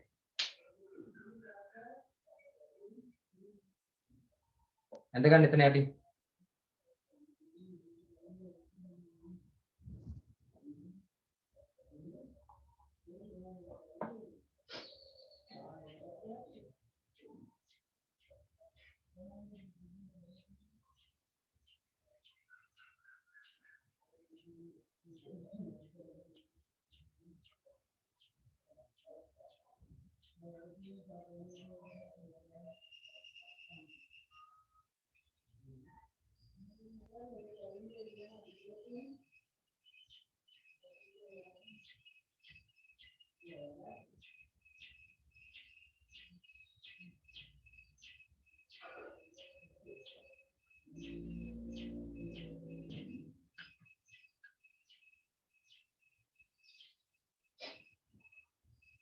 දැන් අර මම ආයෙ පණිවිඩ දෙන්න ලබන සතියේ ඉඳලා අනිවාර්යයෙන්ම ඔයාගේ 9 අංක තියෙන්න ඕන.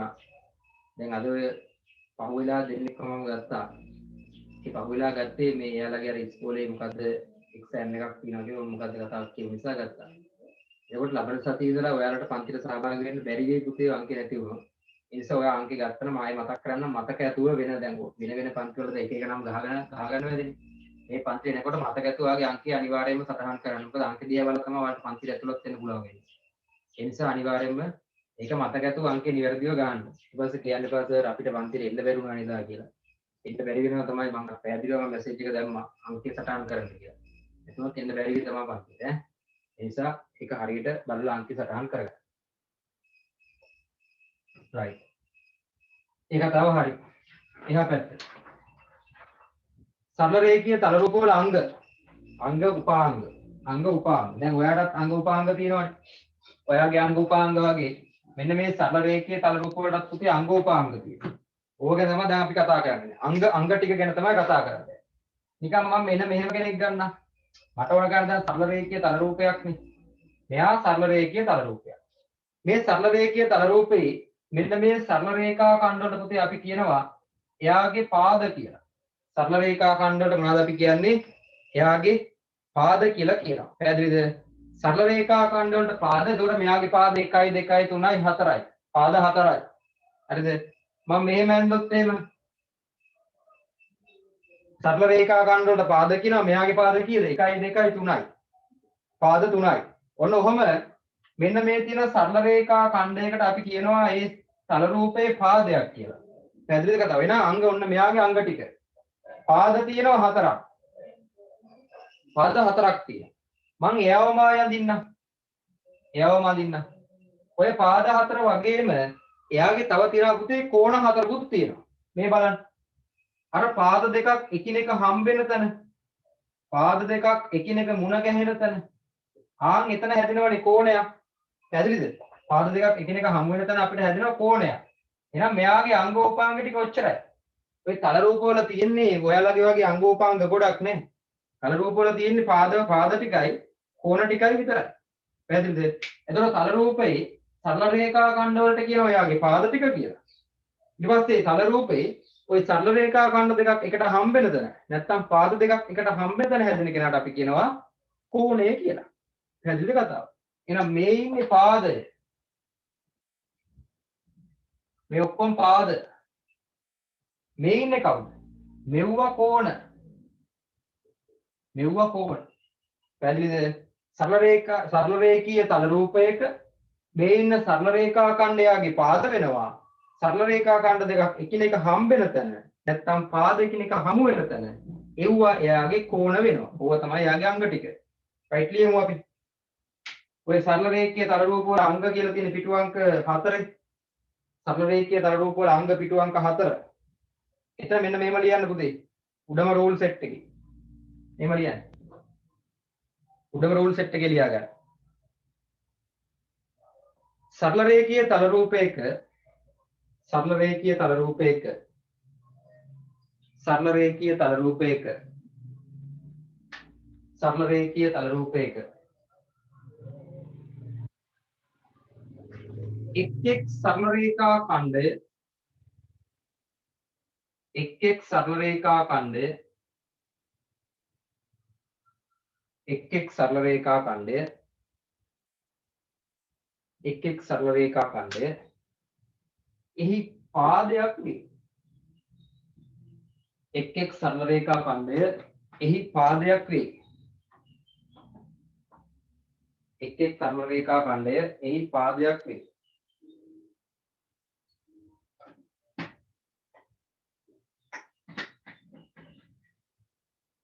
එක් සරල රේඛා ඛණ්ඩය එහි පාදයක් වේ. එක් සරල රේඛා ඛණ්ඩය එහි පාදයක් වේ. එක් සරල රේඛා ඛණ්ඩය එහි පාදයක් වේ.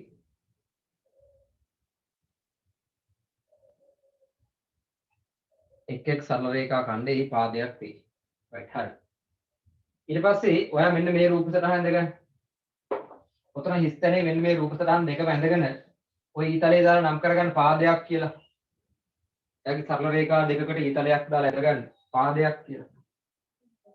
හිස්තැනේ ඔය රූප සටහන් දෙකක් අඳගන්න. අඳගෙන නම් කරගන්න පාදයක් කියලා.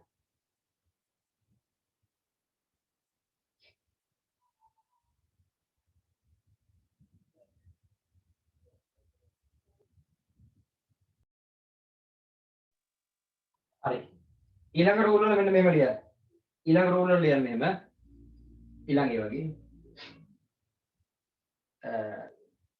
සරල රේඛීය තල රූපයක සරල රේඛීය තල රූපයක සරල රේඛීය තල රූපයක සරල රේඛීය තල රූපයක සරල රේඛීය තල රූපයක සරල රේඛීය තල රූපයක සරල රේඛීය තල රූපයක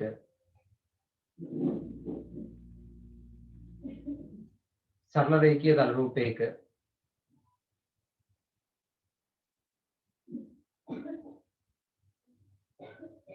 සරල රේඛීය තල රූපයක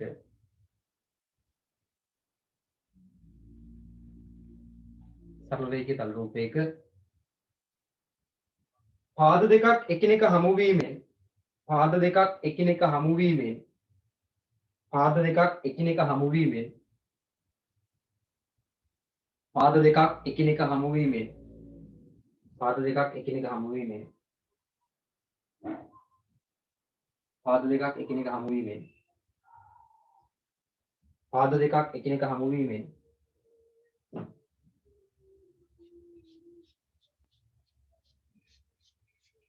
පාද දෙකක් එකිනෙක හමු වීමෙන්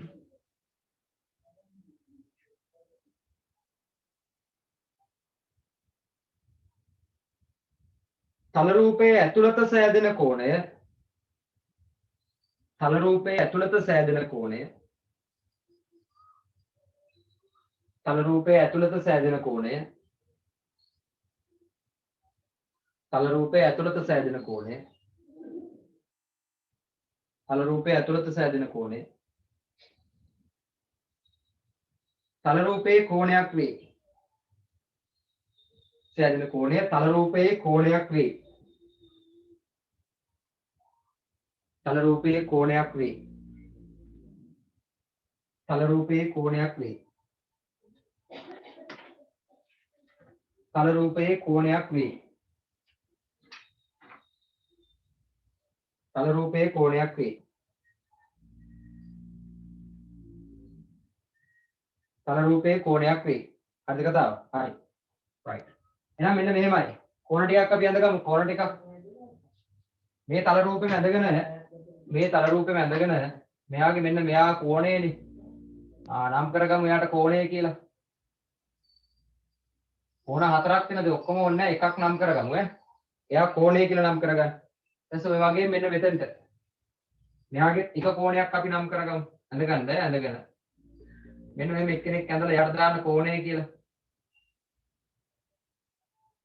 එයාට දාන්න කෝණය කියලා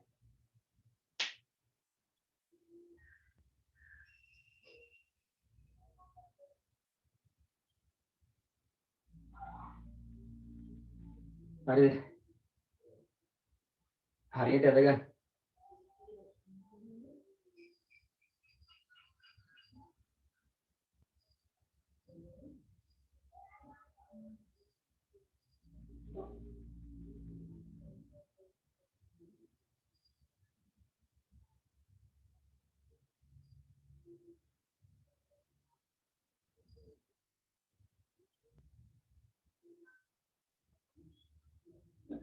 ඒතර අංග දෙකයි පාදයි කෝණයි විතරයි. ඒතර වර්ග දෙකයි තියෙන්නේ. පාද හතරයි කියන්නේ එතන පාද හතරක් තියෙනවා කෝණ හතරක් තියෙනවා. අංග වර්ග තියෙන දෙකයි. පාද සහ කෝණ විතරයි.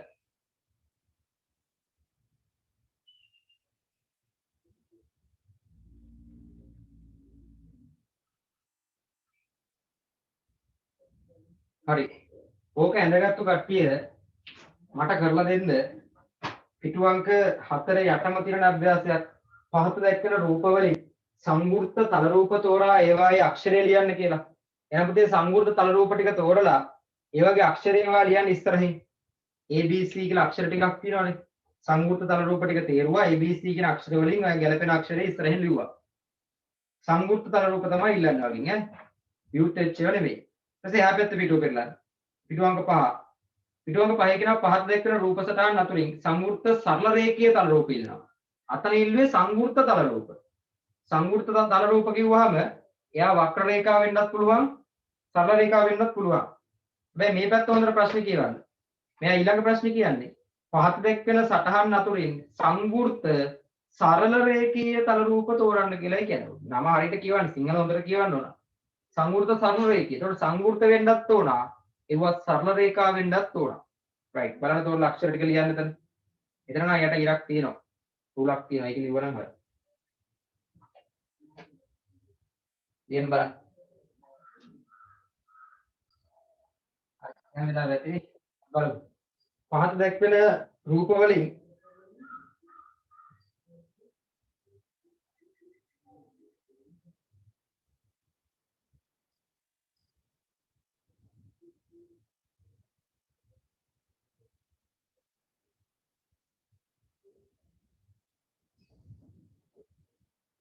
පහත දැක්වෙන රූප වලින් සංවෘත තල රූප තෝරා ඒවායේ අක්ෂරය ලියන්න.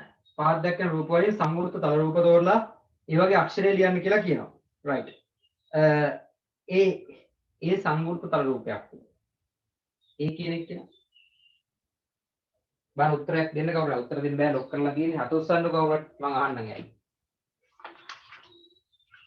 අර උත්තර ටික දෙන්නේ කවුද? හත උස්සන්න බෑ.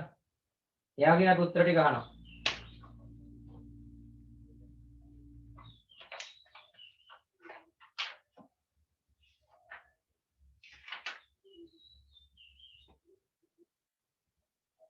අත උස්සන්න බෑ. මොන අතද සර් අපිට නේද? ජීවි ඉන්න බැරුවයි. මොන අතද සර්? හරි. උස්සන්න ඕනේ නැහැ. මම කියන්නම්කෝ. ඒ එන්නේ නැහැ. ඒ සරල රේඛා තල රූපයක් නෙමෙයි පුතේ. ඒකේ සරල රේඛාවක් විතරයි තියෙන්නේ. සරල රේඛාවක් විතරයි රේඛා වලින් හැදිච්ච තල රූපයක් එතන පේන්නේ නැහැ. ඒ නිසා ඒ එන්නේ නැහැ. B බලන්න. B නෑනේ B ඇරිලා තියෙන්නේ. B විවෘතයි. B එන්නේ නැහැ. C බලන්න. අන C නම් වටේම වැහිලා තියෙන්නේ. සහ C සරල රේඛීය තල රූපයක්. අනේ එහෙනම් පුතේ ගන්න. C එනවා. උත්තරේ C එනවා. ඊට පස්සේ D එන්නේ නැහනේ. D නිකන් ගොළුබෙලි කට්ටක් වගේ මොකක්ද එකක් තියෙනවා. C එන්නේ නැහැ. ඒක එන්න බෑ. ඒක විවෘතයි. ඒක පේන උලයි යනවා ඒක හැමතැනම. ඊට පස්සේ බලන්න E බලන්න E. E එනවා. E වටේම වැහිලා තියෙන්නේ. E එනවා. F එන්නේ නැහැ. ඔය අයන්නේ බෑනේ. අයන්නේ තැන් තැන් වල එළියෙන්නේ තියෙන්නේ. අයන්න එන්නේ නැහැ. අයන්න ගන්න බෑ. ඊට පස්සේ බලන්න ඔය G අකුර ඒක ගන්න පුළුවන්. G අකුර ගන්න පුළුවන්. පුතේ ඒකේ වටේම වැහිලායි තියෙන්නේ. G අකුර ගත්ත හැකි. ඊට පස්සේ බලන්න H අකුර. H අකුරත් ගත්ත හැකි. H අකුරත් වටේම වැහිලා තියෙන්නේ. H අකුරත් ගත්ත හැකි. I අකුර අනේ I අකුරත් ගත්ත හැකි. පුළුවන්ද? පුළුවන්. සංවෘත තල රූපණ ඉල්ලන්නේ. එහෙනම් I අකුරත් අපිට ගන්න පුළුවන්. එහෙනම් මෙන්න මේ ටික තමයි එන්න ඕන. C E G H I ඔන්න ඔය ටික තිබ්බනම් හරි. ඔය ටික විතරයි තියෙන්න පුළුවන්. එන මොකුත් නැහැ. හරිද? එහා පැත්ත පිටු. පහත දැක්වෙන තල රූප අතුරින් සංවෘත සරල රේඛීය තල රූප තෝරා ඒවායේ අක්ෂර ලියන්න. සංවෘත සරල රේඛීය තල රූප. සංවෘත වෙන්නත් ඕන. ඒ කියන්නේ වැහිලා තියෙන්නත් ඕන. සරල රේඛා වෙන්නත් ඕන. හරිද? එහෙනම් ඒ එන්නේ නැහැ. ඒ වක්‍ර රේඛා. වැහිලා තිබ්බට හරියන්නේ නැහැ. ඒ එන්නේ නැහැ. ඒ වක්‍ර රේඛා. B එනවා. B තියෙන සරල රේඛා විතරයි. B එනවා. C එනවා. C සරල රේඛා විතරයි. D එන්නේ නැහැ. D වල වක්‍ර රේඛා තියෙනවා. D එන්නේ නැහැ. E එන්නෙත් නැහැ. E වලත් වක්‍ර රේඛා තියෙනවා. F එනවා. F වල වක්‍ර රේඛා නැහැ. සරල රේඛා විතරයි තියෙන්නේ. G එන්නෙත් නැහැ. H එන්නෙත් නැහැ. එහෙනම් එන්නේ මොනවාද? B එනවා. C එනවා. ඊළඟට F එනවා. ඊළඟට ඔච්චරයි. B එනවා, C එනවා, F එනවා. වෙන මොකුත් එන්නේ නැහැ. අනිත් ඔක්කොගේම වක්‍ර රේඛා තියෙනවා. එහෙනම් BCF විතරයි උත්තරේට එන්නේ. BCF විතරයි. අනිත් හැමෝගෙම වක්‍ර රේඛා තියෙනවා. එහෙනම් ඒකක්වත් ගන්න බෑ. right. එන්න ඔය දැන් නැවතත් පිටු අංක 4ට එන්න. පිටු අංක 4ට එන්න. පිටු අංක 4. ඒකේ තියෙනවා පුතේ ත්‍රිකෝණය සහ චතුරස්‍රය කියලා. අපි මේ චුට්ට පොඩ්ඩක් හඳුනගමු. ත්‍රිකෝණය සහ චතුරස්‍රය. ත්‍රිකෝණයක් කියන්නේ මොකක්ද? චතුරස්‍රයක් කියන්නේ මොකක්ද?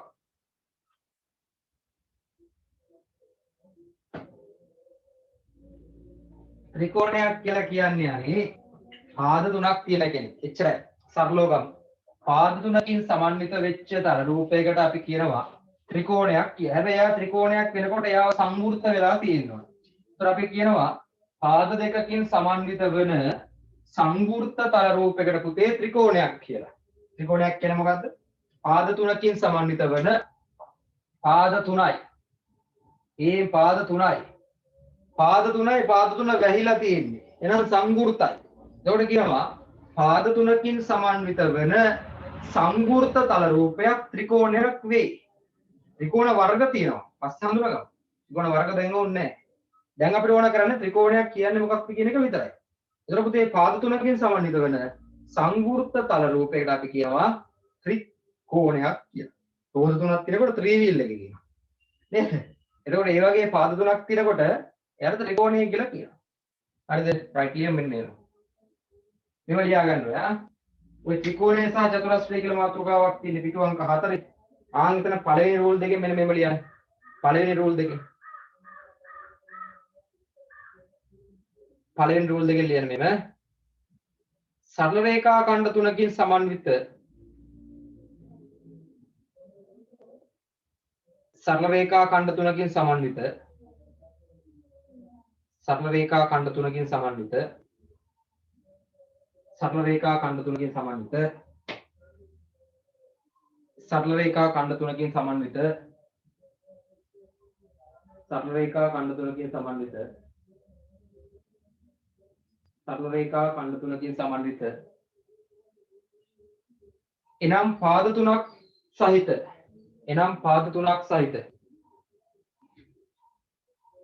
එනම් පාද තුනක් සහිත එනම් පාද තුනක් සහිත එනම් පාද තුනක් සහිත එනම් පාද තුනක් සහිත සංවෘත තල රූපයක් සංවෘත තල රූපයක් සංවෘත තල රූපයක් සංවෘත තල රූපයක් සංවෘත තල රූපයක් සංවෘත තල රූපයක්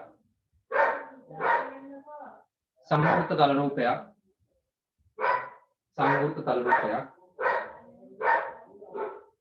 ත්‍රිකෝණයක් ලෙස හැඳින්වේ ත්‍රිකෝණයක් ලෙස හැඳින්වේ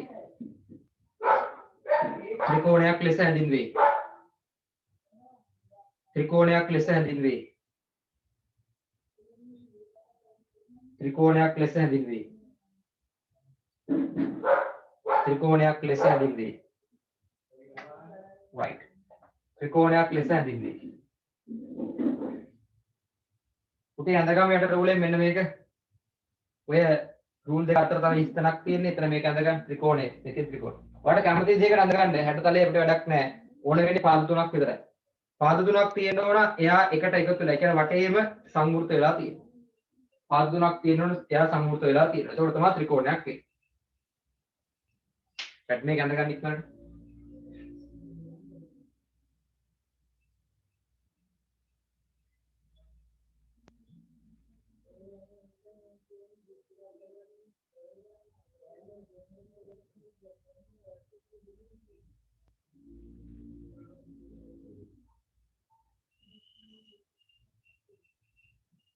මට ඊළඟ චතුරස්‍රය ලේසි වැඩි පාද තුනක් තිබ්බනම් ත්‍රිකෝණය චතුරස්‍රයේ පාද කීයද පාද 4යි උත්තර දෙන්න බෑනේ වල උත්තර දෙන්න පුළුවන් ඔයාලා ඔහේ ඉන්නේ ගෙදර ඉඳන් උත්තර දෙන්න මං හිතන්න මට ඇහුණා කියලා ඔයාලා උත්තර දෙන්න මට ඇහුණා කියලා මං හිතන්න හරිද right ඊළඟ සතියේ මම දෙන්නම් මයික් එක ඔන් කරන්නම් ඈ මම ටික හදන්න මං හිතන්නම් මට ඇහුණා කියලා ඔයාලා ඔහෙන් හයිජින් කෑ ගහලා උත්තර දෙන්න එතන හරි කියන්න මට ඇහුණා කියන්න ඒකට වැඩේ හරි right හරි උදේ මේ බලන්න පාද තුනක් තියෙනවා නම් එයාට මොකද්ද කියන්නේ ත්‍රිකෝණය හරිද ත්‍රිකෝණය හරිද ඊට පස්සේ පාද හතරක් තියෙනකොට එයාට අපි කියනවා මොකක් කියලාද චතුරස්‍රය පාද හතරයි පාද හතරයි අනේ පුතේ ඔය චතුරු කියලා නම් තියෙන කට්ටියත් ඇති නේද මම දැක්ක චතුරු මොන හරි ඔහම නම් තියෙන කට්ටියක් ඉන්නවා ඒ හතර කියලා කියන්නේ යාට ඔය චතුරු කියලා මොකක් හරි නමක් ඔය නමේ තියෙනවා නම් එයා හතර තමයි පැහැදිලිද right මේ බලන්න පාද හතරක් තියෙන විදිහට කොහොම ඇන්දත් එයා චතුරස්‍රයක් චතුරස්‍ර වලට විශේෂ නම් තියෙනවා සමචතුරස්‍රය ඍජු කෝණාස්‍රය ඊට පස්සේ ත්‍රපීසියම සමාන්තරාස්‍රය ඔහොම විශේෂ නම් තියෙනවා අපිට නම් වැඩක් නැහැ අපි පස්සේ නම් ටික ඉගෙන ගමු දැනට අපිට ඕන කරන්නේ පාද හතරක් තියෙනවා කියන කතාව විතරයි තියෙන්නේ පාද හතර නම් එයා චතුරස්‍රයක් තියෙන්නේ හතර නම් එයා චතුරස්‍රයක් තියෙන්නේ හතර නම් එයා චතුරස්‍රයක් පැහැදිලිද කතාව පැහැදිලිව මෙන්න මෙහෙම කියමු සරල රේඛා ඛණ්ඩ හතරකින් සමන්විත සරල රේඛා ඛණ්ඩ හතරකින් සමන්විත සරල රේඛා ඛණ්ඩ හතරකින් සමන්විත සරල රේඛා ඛණ්ඩ හතරකින් සමන්විත සරල රේඛා ඛණ්ඩ හතරකින් සමන්විත එහෙම ඇහෙන්නේ නෑ නේ සර් ඇත්ත තමයි පුතේ මම උපකල්පනය කරන්නම් මට ඇහෙනවා සරල රේඛා ඛණ්ඩ හතරකින් සමන්විත සංවෘත තල රූපයක් වෙන්න තියෙන්න ඕන. වෙන්න ඕන. සංවෘත තල රූපයක්. සංවෘත තල රූපයක්. සංවෘත තල රූපයක්. චතුරස්‍රයක් ලෙස හැඳින්වේ. චතුරස්‍රයක් ලෙස හැඳින්වේ. චතුරස්‍රයක් ලෙස හැඳින්වේ. චතුරස්‍රයක් ලෙස හැඳින්වේ. චතුරස්‍රයක් ලෙස හැඳින්වේ.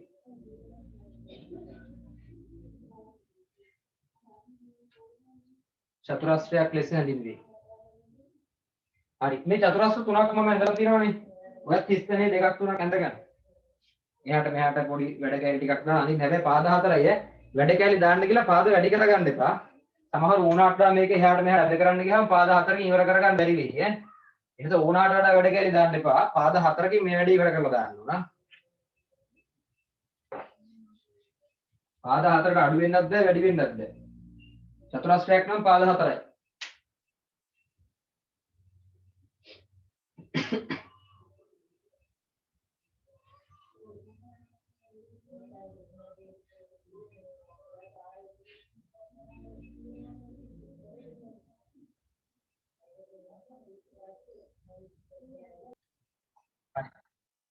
පෙරලා ගන්නනේ පිටුවංග පහට පාඩම ඉවර කරලා දාන්න යන්න.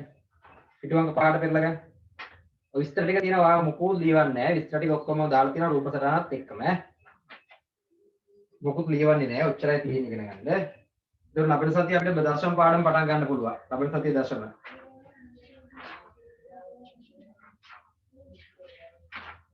හරි. මේ මාසේ මේ ඩියුට් එක ඉවර කරලා දැම්මයි.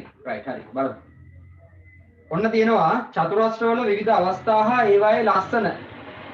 චතුරස්‍රවල විවිධ අවස්ථා හා ඒවායේ ලස්සන නෙමෙයි පුතේ ලක්ෂණ කියලා තියෙන්නේ. ලක්ෂණ.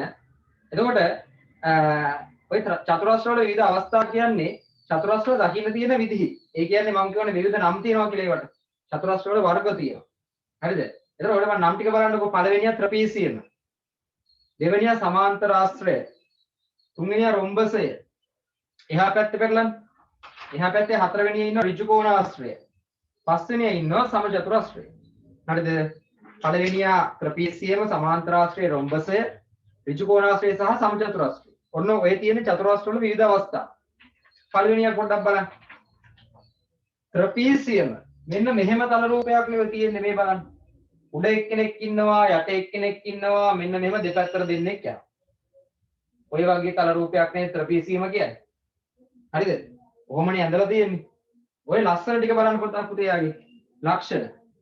එයාගේ ලක්ෂණ වල තියෙනවා සම්මුඛ පාද යුගල දෙකෙන් සම්මුඛ පාද යුගලනේ සම්මුඛ කියන්නේ. ඔයයි මායි සම්මුඛ ඈ. හරි සහිල. ඔයයි මායි සම්මුඛව ඉන්නේ. අපි දැන් ඉන්නේ සම්මුඛව. එතකොට ඒ කියන්නේ මූණෙන් මූණ බලාගෙන ඉන්නේ. right. එතකොට ඔන්න ඔය මූණෙන් මූණ බලාගෙන ඉන්න පාද යුගල වල තියෙනවා මේ දෙන්න එක යුගලක්. මේ දෙන්න තව යුගලක්. හරිද? Double double. ජෝඩු ජෝඩු. ඕන යුගල යුගල ඈ. right. ඊට පස්සේ සම්මුඛ පාද යුගල දෙකෙන් අඩුම තරමින් එක් සම්මුඛ පාද යුගලයක්වත් එකම පරතරයකින් ඉන්න ඕන. එක යුගලයක් එකම පරතරයකින් ඉන්න ඕන. පරතරය කියන්නේ ඒ දෙන්න අතර තියෙන පරතරය වෙනස් වෙන්න බෑ. මේ බලන්න. මෙහෙම ඇඳහම මෙන්න මේ රේඛා දෙක අතර පුතේ හැම තැනකම එකම පරතරයක් නේද තියෙන්නේ. හරියට නිකන් රේල් පීල්ල වගේ. රේල් පීලි දෙක දන්නවද? රේල් පීලි දෙකේ ඔය රේල් පීලි දෙක අතර පරතරය වෙනස් වෙන්නේ නැහැ නේ. ඔයාලා කොහෙද දැකලා තියෙනවද? මෙන්න මෙහෙම රේල් පීල්ල මෙහෙම පටන් අරන් ඈතට යන්න මෙහෙම යනවා දැකලා තියෙනවා රේල් පීල්ල. එහෙම යනවා පොනිල්ල. රේල් පීල්ල නම් එහෙම යන්නේ නැහැ පුතේ. එහෙම ගියොත් එහෙම කෝච්චියට යන්න වෙන්නේ අර සිල්බරන් කොට උඩ තමයි යන්න වෙන්නේ. මේ පීල්ල යන්න වෙන්නේ නැහැ. ඈතට යන්න. හරිද? එතකොට මෙහෙම රේල් පීල්ල නැහැ. එහෙනම් පුතේ මතක තියාගන්න අර මොනවාද මේ එකම පරතරයක් කියනකොට මතක් කරගන්න රේල් පීලි දෙක. රේල් පීලි දෙකේ හැමතැනම තියෙන එකම පරතරය. අන්න ඒ වගේ ත්‍රිපිසියම කියන්නේ අර සම්මුඛ පාද යුගලෙන් එකක් තියෙනවා පුතේ එකම පරතරයකින්. මේ බලන්න. මෙයාගේ මේ දෙන්න අතර කොහෙන් ගත්තත් ඒ බලන්න පරතරය මේ එක හා සමානයි. කොහෙන් ගත්තත් පරතරය එක හා සමානයි. දෙන්නගේ පරතරය එක හා සමානයි. හැබැයි අනිත් පැත්තට නිකන් හිතලා බලන්න. අනිත් පැත්ත ජෝඩුව දිහා පොඩ්ඩක් බලන්න. අනිත් පැත්ත කියන්නේ ඔයාලගේ අනිත් පැත්ත නෙමෙයි මෙහි ඈ. මේ බලන්න. මෙයාගේ මෙතන දුරයි මෙතනට ගත්තාම ওই දුරයි අතර මොකද වෙන්නේ? දුරවල් වෙනස්. මෙයයි අතර තියෙන පරතරය වෙනස්. එහෙනම් මතක තියාගන්න ත්‍රපීසියමක් කියන්නේ සම්මුඛපාද යුගලයක පුතේ පරතරය එක හා සමානයි. එක් සම්මුඛපාද යුගලයක් ඉන්නවා එක හා සමාන පරතරයක් තියෙනවා. අන්න ඒවට කියනවා ත්‍රපීසියම්. මෙන්න මේ බලන්න. එහෙම ඇන්දොත් මේ මෙතනත් ඉන්නවනේ ජෝඩුවක් මේ. මෙන්න මේ දෙන්න මේ දෙන්නගේ පරතරය එක හා සමානයි. එහෙනම් මෙයක් කවුද? ත්‍රපීසියම. පැහැදිලිද කතාව? අතර ගන්න රූප සටහන්. ඔන්න ඊළඟ එක. සමාන්තර ආශ්‍රය. හරිද? මේ සමාන්තර ආශ්‍රය කියන නිකන් පොඩි නිකන් චූටි රැවටීමක් ඈ. චූටි කතාවයි මෙතන තියෙන්නේ. සමාන්තර ආශ්‍රය කියන්නේ ලොකුවට ඉගෙන ගන්නවා වෙනම පාඩමක් 10 වසරේදී. චුට්ටක් නිකන් අඳුන්වනවා විතරයි. 10 වසරේදී පාඩම් දෙකක් තියෙනවා.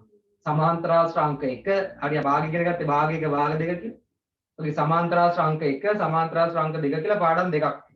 ඒ කියන්නේ සමාන්තර ආශ්‍රය ගැන පුළුල් පරාසයක් ඉගෙන ගන්නවා අපි 10 වසරේදී ඈ. එතකොට අපි ඒක ගැන කතා කරමු. දැනට නිකන් සමාන්තර ආශ්‍රය ගැන පොඩි අවබෝධයක් තිබ්බනම් අපිට ඇති. මෙන්න මෙහෙම තල රූපයකට අපි කියනවා පුතේ සමාන්තර ආශ්‍රය. මේ වගේ තල රූපයකට කියනවා සමාන්තර ආශ්‍රය. හරිද?